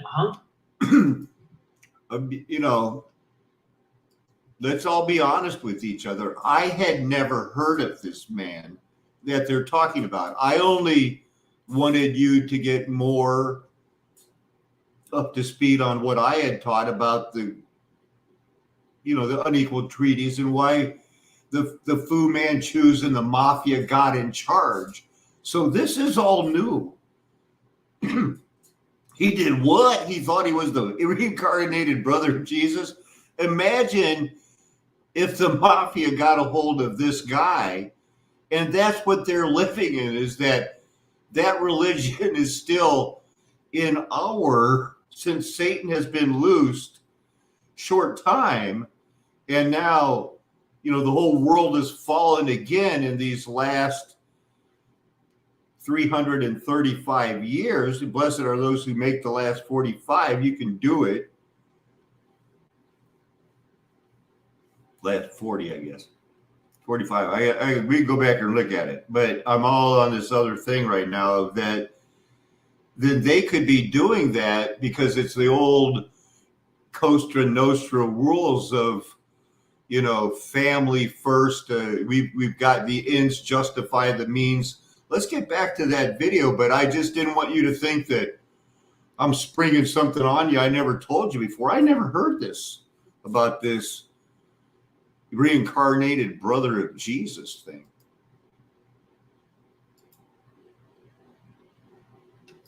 Hong Zhiguan's movement through creating the Taiping head of the kingdom, is a complete overthrow, not just of the government of the Qing dynasty, but the complete overthrow of China's social order entirely. He wanted to eradicate Confucianism. He wanted to have it replaced with Christianity. He wanted the Manchus to be driven from power and the Han Chinese brought back to power. With that in mind, what Hong Jikwan wanted was both nationalist and separatist. He wanted his country to break away from China to be a new, unique country, hence the separatist, but also nationalist in that he wanted his specific interpretation of Chinese culture to become the defining part of Chinese culture. Now, Hong Jikwan's rebellion, known as the Taiping Rebellion. Hey, that looks like a Z on their flag. I wonder if the Chinese come in, if they start using a Z, I'm going to lose my mind. Is going to last over a decade. And it's going to achieve a number of distinctions. Number one, it will become the deadliest civil war in history. It is going to claim the lives of anywhere between 10 and 30 million people, which is exponentially larger than the American Civil War. It is also going to be the deadliest conflict of the 1800s. And so no other war in the 1800s even approaches the Taiping Rebellion in terms of how devastating it is. It's also going to be one of the 10 most deadliest conflicts in human history, only falling behind the World Wars and the Mongol invasions. And so this is really, really brutal for China. And the Qing dynasty has a lot of difficulty in stopping this. The Qing dynasty didn't rely on kind of a single standing army. It relied on instead small private armies that were commanded by individual nobles within the government. In fact, some of these nobles who are going to be more successful in fighting against the Taiping army, they're going to achieve almost a heroic status. Now, what eventually ends the Taiping Rebellion is a number of factors. First off, the Qing dynasty is able to marshal all of its forces and a number of these private armies against the Taiping forces. Secondly, the Qing dynasty is going to gain the assistance of the British and the French as well. And thirdly, Hong Jikwan is nearly overthrown by his own people, and he eventually will die. And this combination of factors is what's going to end the Taiping Rebellion. However, the Taiping Rebellion is going to have, again, some serious ramifications. What you're going to see is a perception in China that Westerners are trying to take over the country. They're trying to take it over militarily, and they're trying to take it over culturally. Look at that Star Fort wall in the background. Wow. And this looks weird for a mortar. You're going to see Christianity as a tool of the British, and a tool of the French, and a tool of the Americans to erode away Chinese culture and to replace it with their own culture. So what's going to happen is in the interior of China, in Fushan specifically, you're going to see a group of young, unemployed, poverty-stricken males who blame all of their misfortunes on Westerners and on Western culture.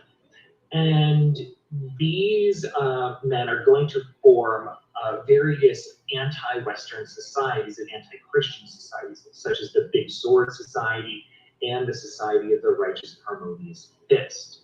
That society is going to be known by, as the Boxers by outside observers.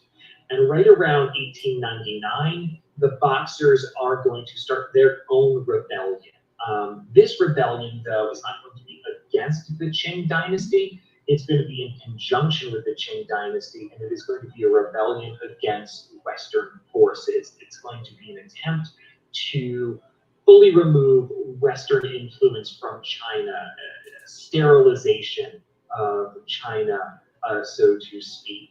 And the Boxer Rebellion, which you should be reading about in your assignment, is going to have its own brutal qualities to it, along with a massive set of atrocities committed by both sides of this conflict. All right, so hopefully that was helpful for you to understand the ramifications. This guy's a teacher or something.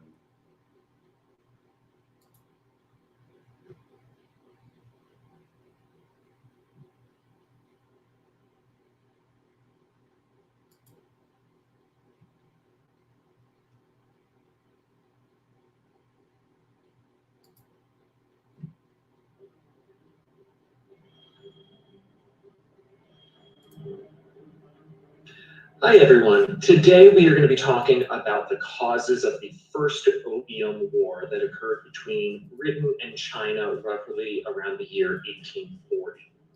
Now, in order to discuss the causes of this war, we need to understand some of the underlying conditions that existed between these two nations. The first big contributor to this conflict is the underlying trade imbalance that existed between Britain and China.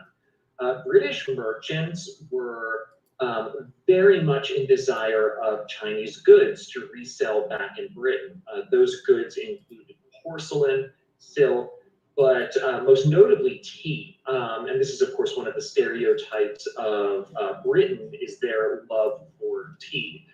Some may even call it an addiction to tea. Now, British companies were importing so many Chinese goods during this period that it caused this huge imbalance of trade because China wasn't really interested in the goods that the British were producing.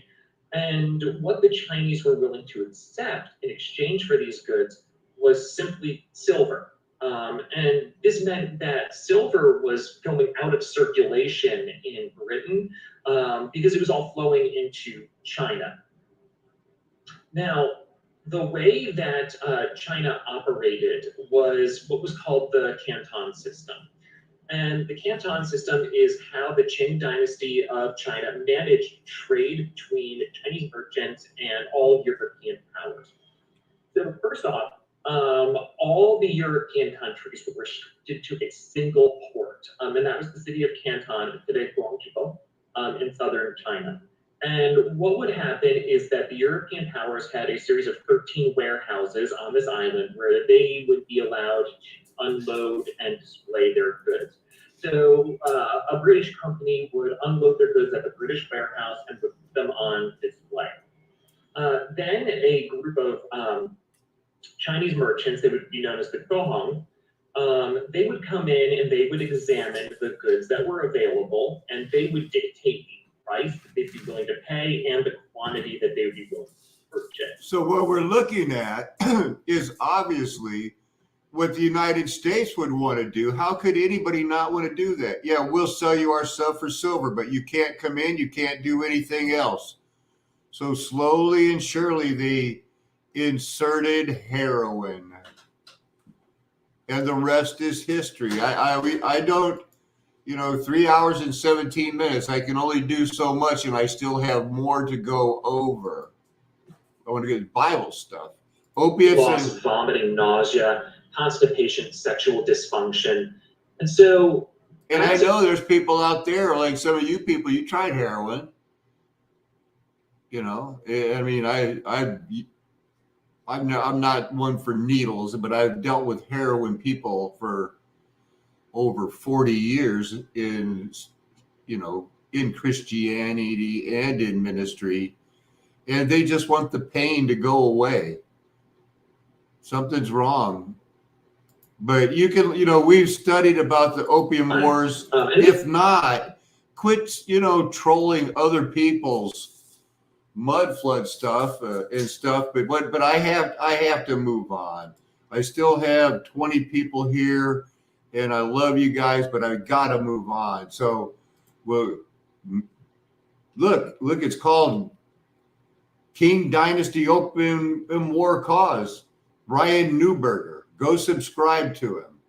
And you should finish watching his history stuff. He seems pretty straightforward. But I want you to, hey, have you ever heard of Fritz Kolbe? I don't want to talk about him long, but I do want you to know that they call him, he was a German diplomat who became a spy against the Nazis in World War II. Hi, Fritz. Fritz never took a penny.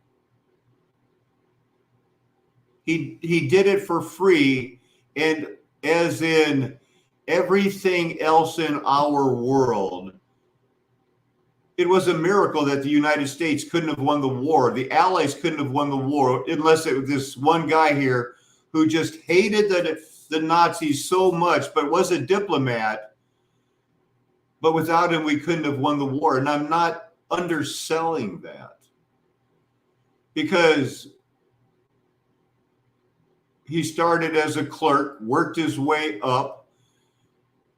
He was just a low-level person, it sounds like. But he was assigned, partly due to his, brusque manner and intellect, just has him as a gopher between people. So supposedly he was at the Wolf's Lair. He knew everything. He was way up there, dealing with up to 120 cables a day. He was Bradley Manning. And he gave, everything to our spy in Switzerland, because one man ended up working for von Ribbentrop, who I know shouldn't use von because he wasn't technically a baron, but Ribbentrop. And he delivered it to Alan Dulles, the owner of, the United Fruit Company, who, along with many other rich people in the United States, volunteered into the military for a salary of 1 year. And Alan Dulles appointed the OSS. He was like their man in Switzerland, Bern, I think, Switzerland.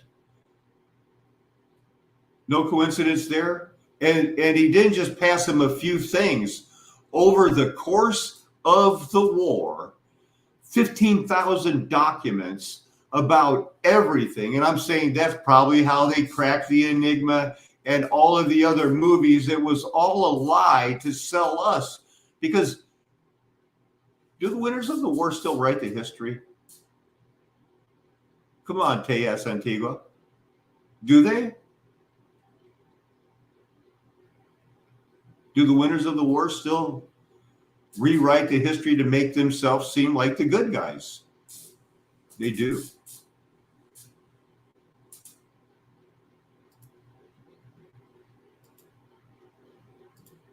One guy did it all. Without him, the United States would not have had a chance. Oh, it was 16,000 documents. I think I heard on another one it was 15,000, not 1,600. But, what a good idea that, a diplomatic courier could just be working for Alan Dulles, who was the first civilian director of the Central Intelligence Agency, but also founder of the OSS. Is his name going to come up in here? It started in World War II, became the CIA. One guy in Switzerland running one of its founders. 1,600 things, told us everything we need to do to help us win the war. Catholics, Roman Catholics,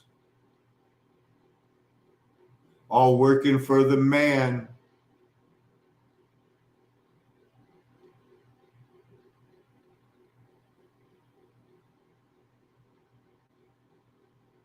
That's where it all started. That's where they got their reputation.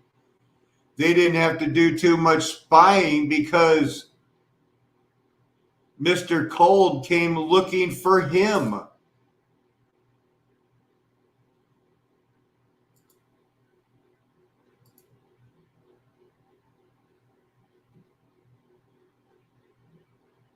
Cold would earn the trust. Cold was assigned. He went to look for them. They didn't recruit him. They didn't have to recruit him. He had to prove to him. He said he just wanted to talk to the allies. The people from MI6 didn't trust him, so he went to the Americans. It says, while there, he tried to offer mimeographed secret documents to the British embassy, but they rebuffed his approach, so he went to the Americans. And we got to help win the war, be the heroes. And his nickname was Jorge Wood. That was his code name. And he worked for free. All the expectations of D-Day, everything about their Nazi Warner von Braun and all of the V2 programs. One unpaid person gave them all. They didn't recruit him. He found them. How to make jet fighters, what they were doing, what to watch out for. All of the Japanese plans, because Japan was Germany's ally. He had it all. Exposure of a double agent that was going to do in them. They couldn't have done it without him. He was described by the CIA as the most important spy of the war. Undoubtedly one of the best secret agents any intelligence service has ever had, because this has all been a plan. We're still in a plan. It doesn't mean that, well, these secrets weren't released until later and we know about them now, that people weren't dying like crazy during the war.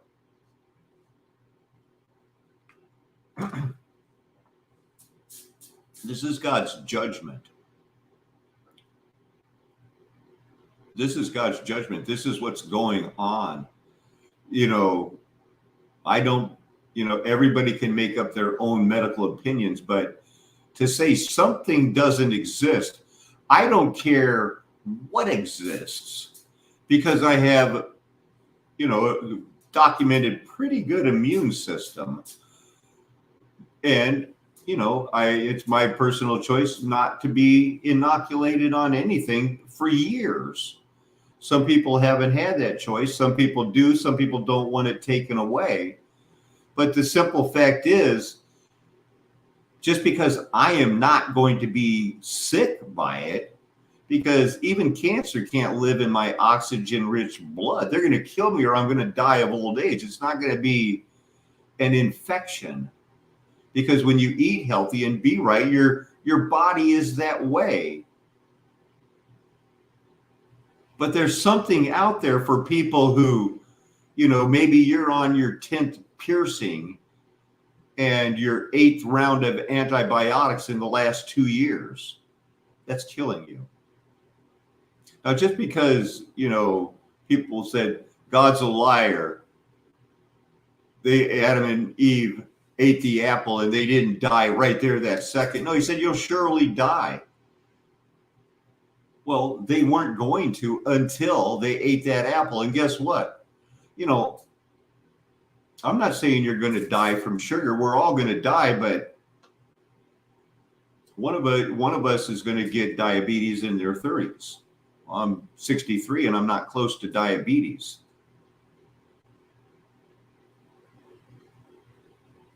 So there's that. And all of the other things about what is your temple? What is the United States, if not testing ground for genetically modified food. Because in our country, we make, a lot of people make fun of people who are, oh, I eat non-GMO. You're an idiot. It's against the law in all of the other countries in the world, unless they're, the United States, where we say it's healthy. So we all go, yeah, we're healthy, you fools. They're not. They got tricked into fluoride, then they realized they were tricked and they banned it. In the United States, everybody still goes, no, man, fluoride in your toothpaste. They don't have to, if they could, it's so prevalent, they don't have to list it as an ingredient in water. But that's only in the United States. Because we are those people who they put to sleep. At least I got to cover Fritz Colby. We were going to go over, I'll save these, the von der Vogel, how does it compare to scouting in the United States? What was the difference between scouting, von der Vogel in Germany? What's the difference between Future Farmers of America, the 4-H club, of which I was a member of for 7-8 years. Got to go to state. The only time I went to state was in softball for 4-H. Never made it in my wrestling career. Got close, no cigar. I was going to go over the Rainbow Gatherings, very suspicious history in 1971, and how they are, constantly trying to drive that Hopi stuff down people's throat.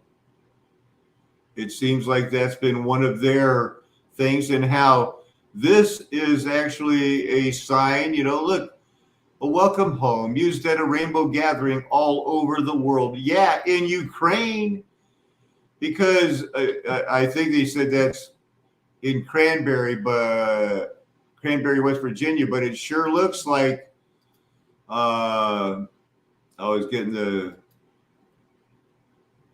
it sure looks like what they had a rainbow in Ukraine.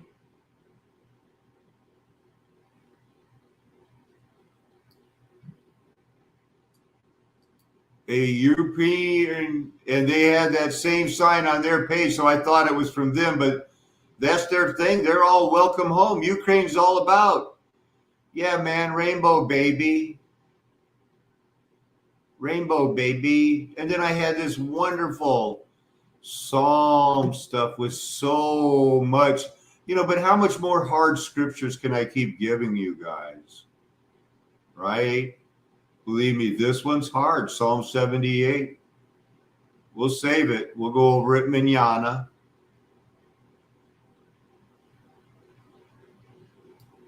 What happened in the desert? Yet they sinned still more against him, rebelling against the Most High in the desert.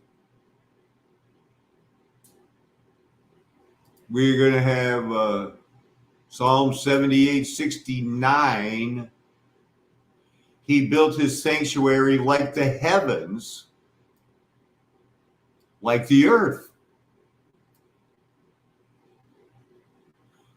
which he has founded forever. So his sanctuary, he built his sanctuary like the high heavens, like the earth. I probably had to look at that. No, I was going to just do them one by one. This was going to be, I had 2 hours I can't account for here, or at least 1:15. I was going to do all this because forever, which he has established like the earth, his sanctuary is like the earth. And that's pretty close to, the real word for earth. Rex, earth.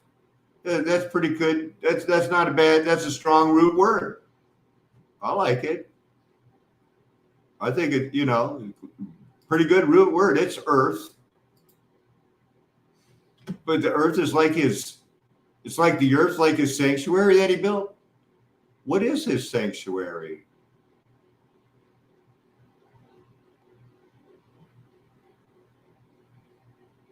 And the place of his sanctuary was cast down in Daniel 8. Lamentations 2:7, he hath abhorred his sanctuary, he hath given up. Isaiah 16:12, that he shall come to his sanctuary to pray, that he built his sanctuary like high, but that's for tomorrow.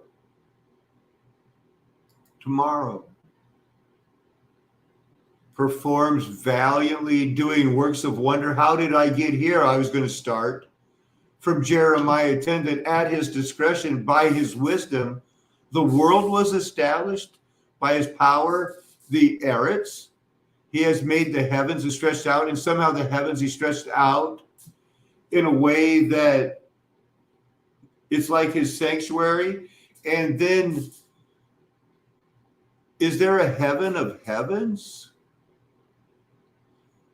I was wondering too what to do about Ezekiel 36:2. He says, thus says the Lord God, because the enemy said of you, aha, and the ancient heights have come our possession, have become our possession.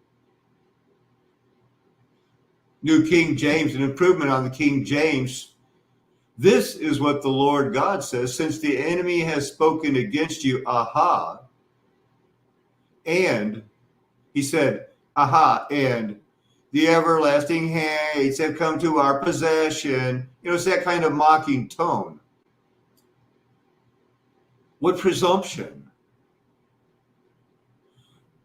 What part of that was it, though? With that sanctuary? We'll have to dig into it. I haven't had enough time. I've planned on going over it live with you, and now I don't have enough time to get into it.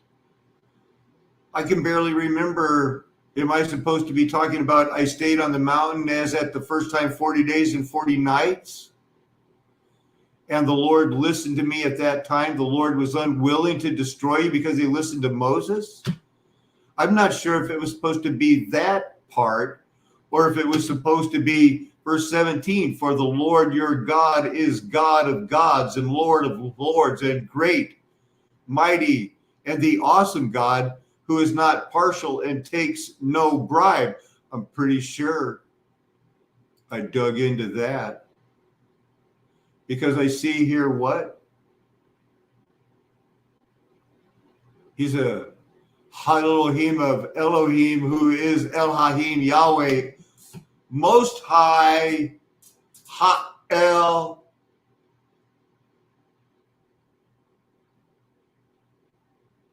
We can understand God. It's all I want to do is understand God with you, because otherwise I'm just talking to myself. And I really want you to love El Elyon as much as I've come to understand the Most High.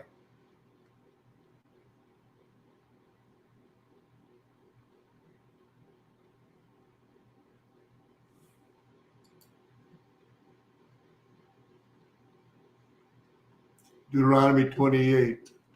And if you faithfully obey the voice of the Lord your God,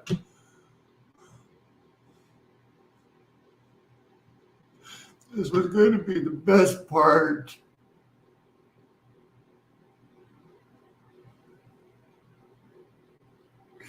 Oh, God.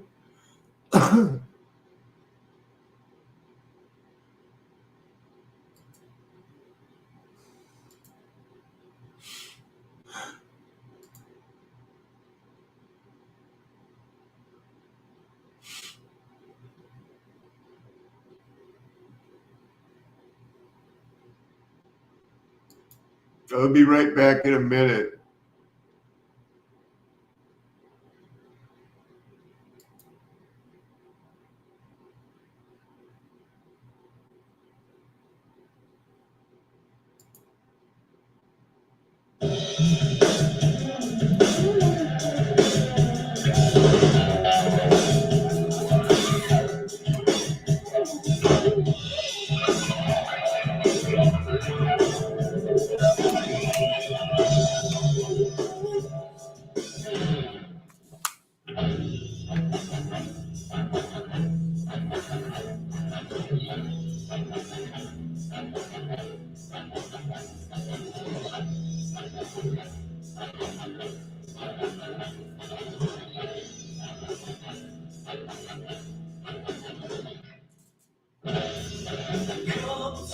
Go, Father, let yourself go. The way, the truth, the life, He's who you follow. Let it lost your faith.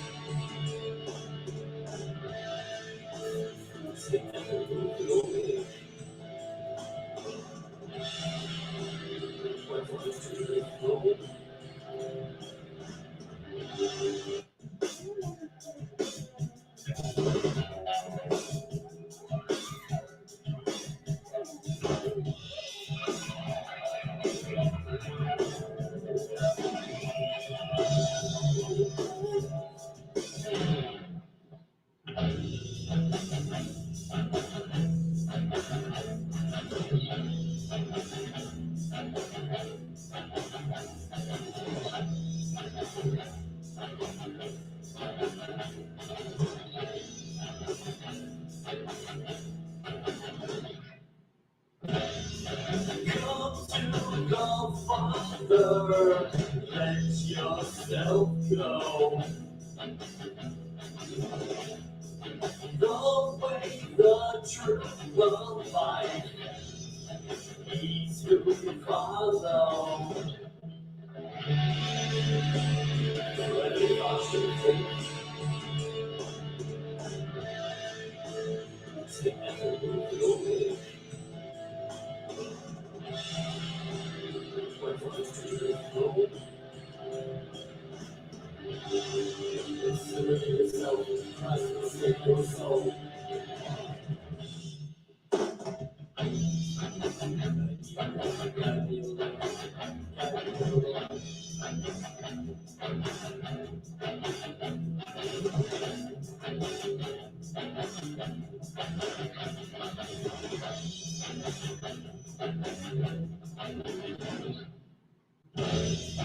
Come to the Father, let yourself go. The way, the truth, the life, He's who you follow. Let it lost your faith. Tell me who you truly. What's the truth is no. Learn yourself, Christ will save your soul.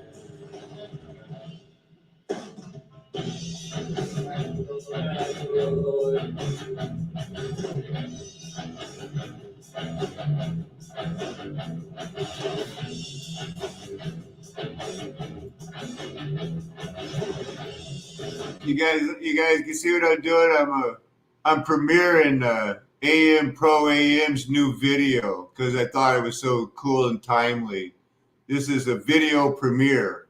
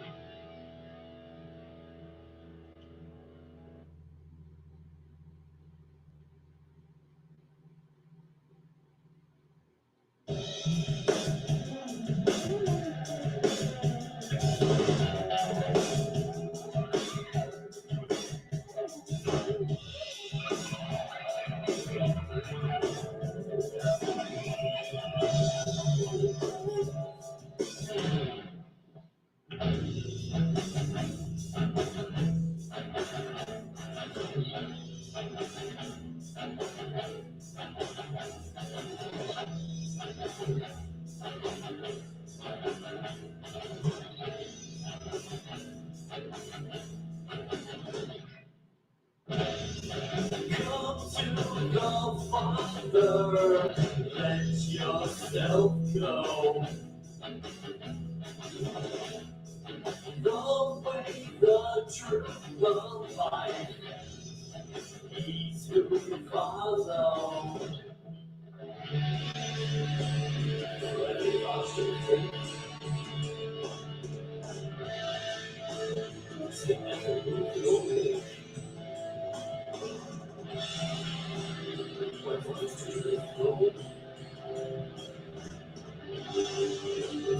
Yourself, Christ will save your soul.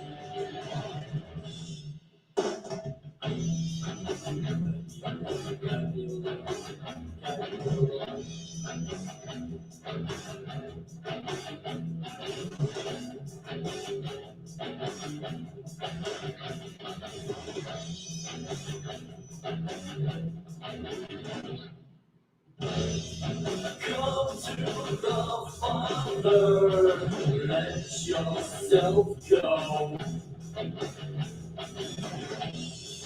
The way, the truth, the life, He's who you follow.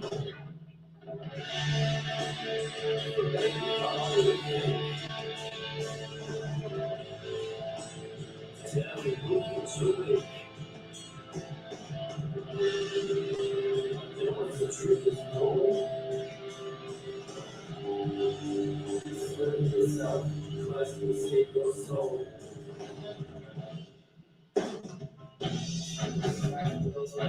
Lord.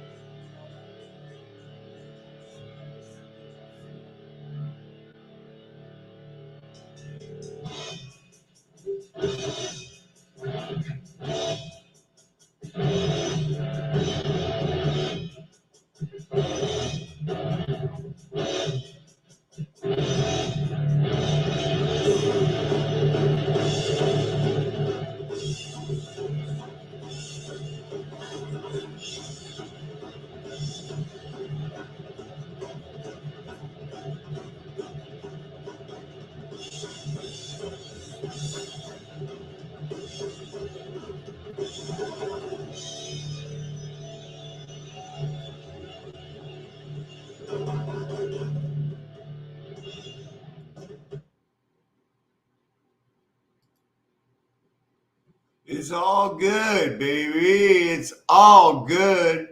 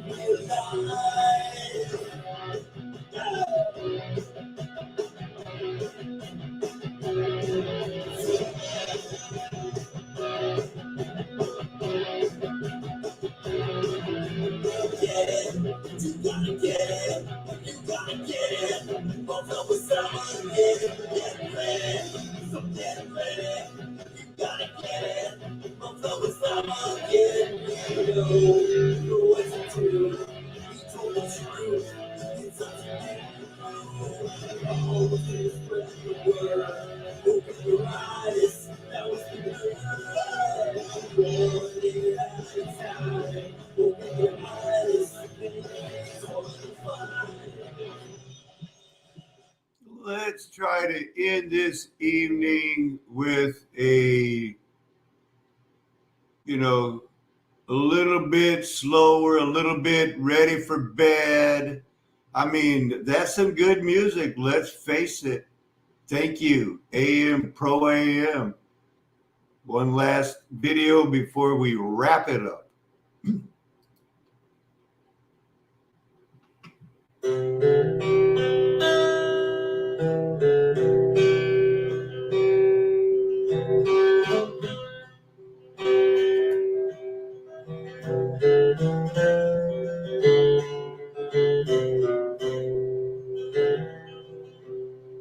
Have thine own way, Lord, have thine own way.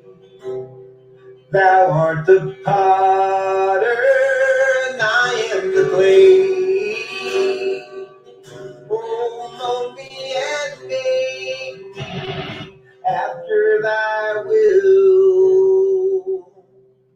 While I am waiting, yielded and still.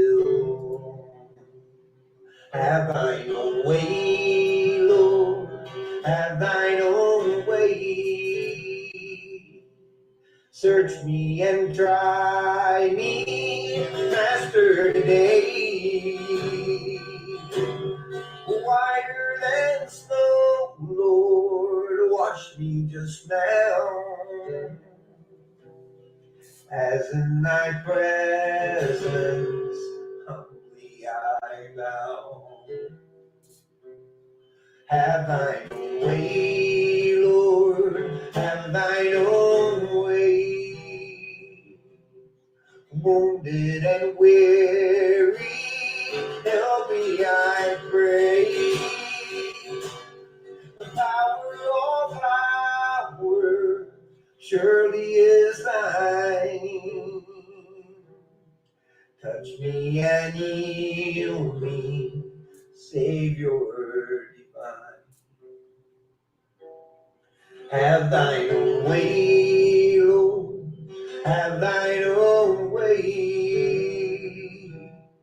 Hold o'er my being in absolute sway. Oh, fill me with thy spirit till shall see. Oh, Christ is always living in me. Have thine own way, Lord, have thine own way. Hold o'er my being in absolute sway.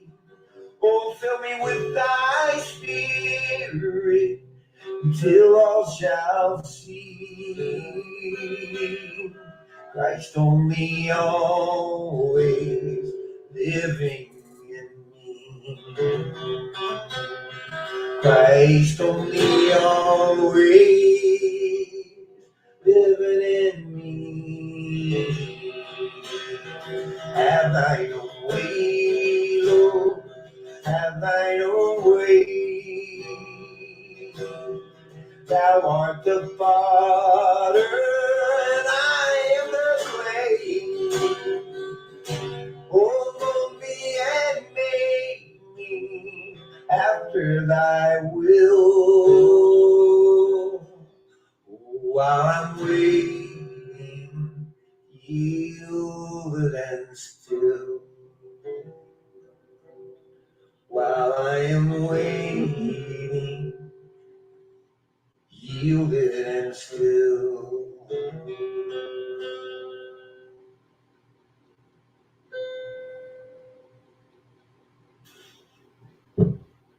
Thank you, Heavenly Father, for a chance to share your Bible scriptures with people who are looking line upon line, precept upon precept, and have helped in every way possible by praying and agreeing with now that the name of Jesus deserves to be glorified above every name. And Heavenly Father, we pray that his name will be glorified. We pray that you will allow us to hold on to that plow and speak the truth the remainder of our lives, to keep studying the Bible, to know how we can please you. And in the meantime, we will present our bodies as a living sacrifice, holy and acceptable, because that is our spiritual, our reasonable service. We know that as of now, there is no condemnation for those who are in Christ Jesus, who are called according to his name. And in his name, we offer these prayers. Amen. It's a flat earth nation. And not only have we found them where they referred to angelic beings as Elohims, when Samuel was brought up out of the grave by the witch of Endor, she said, I see Elohim, confirming the Psalm 82 that we are all Elohims, but we are not the Most High in any way, shape, or form. And there is an Elohim of Elohims, the incarnate Yahweh, who is our God in the flesh and will that remain that way forever. But he is that same God. He is that God of the Spirit in the flesh. And that's the gospel truth presented to all nations. Flat Earth Nation, you know, I'm never going to tell you anything else. Why would I? The Lord has called me to have your best interest at heart, and for you to have your children's best interest at heart. No more millstoning once the veils are lifted. Amen. Hallelujah. Aho.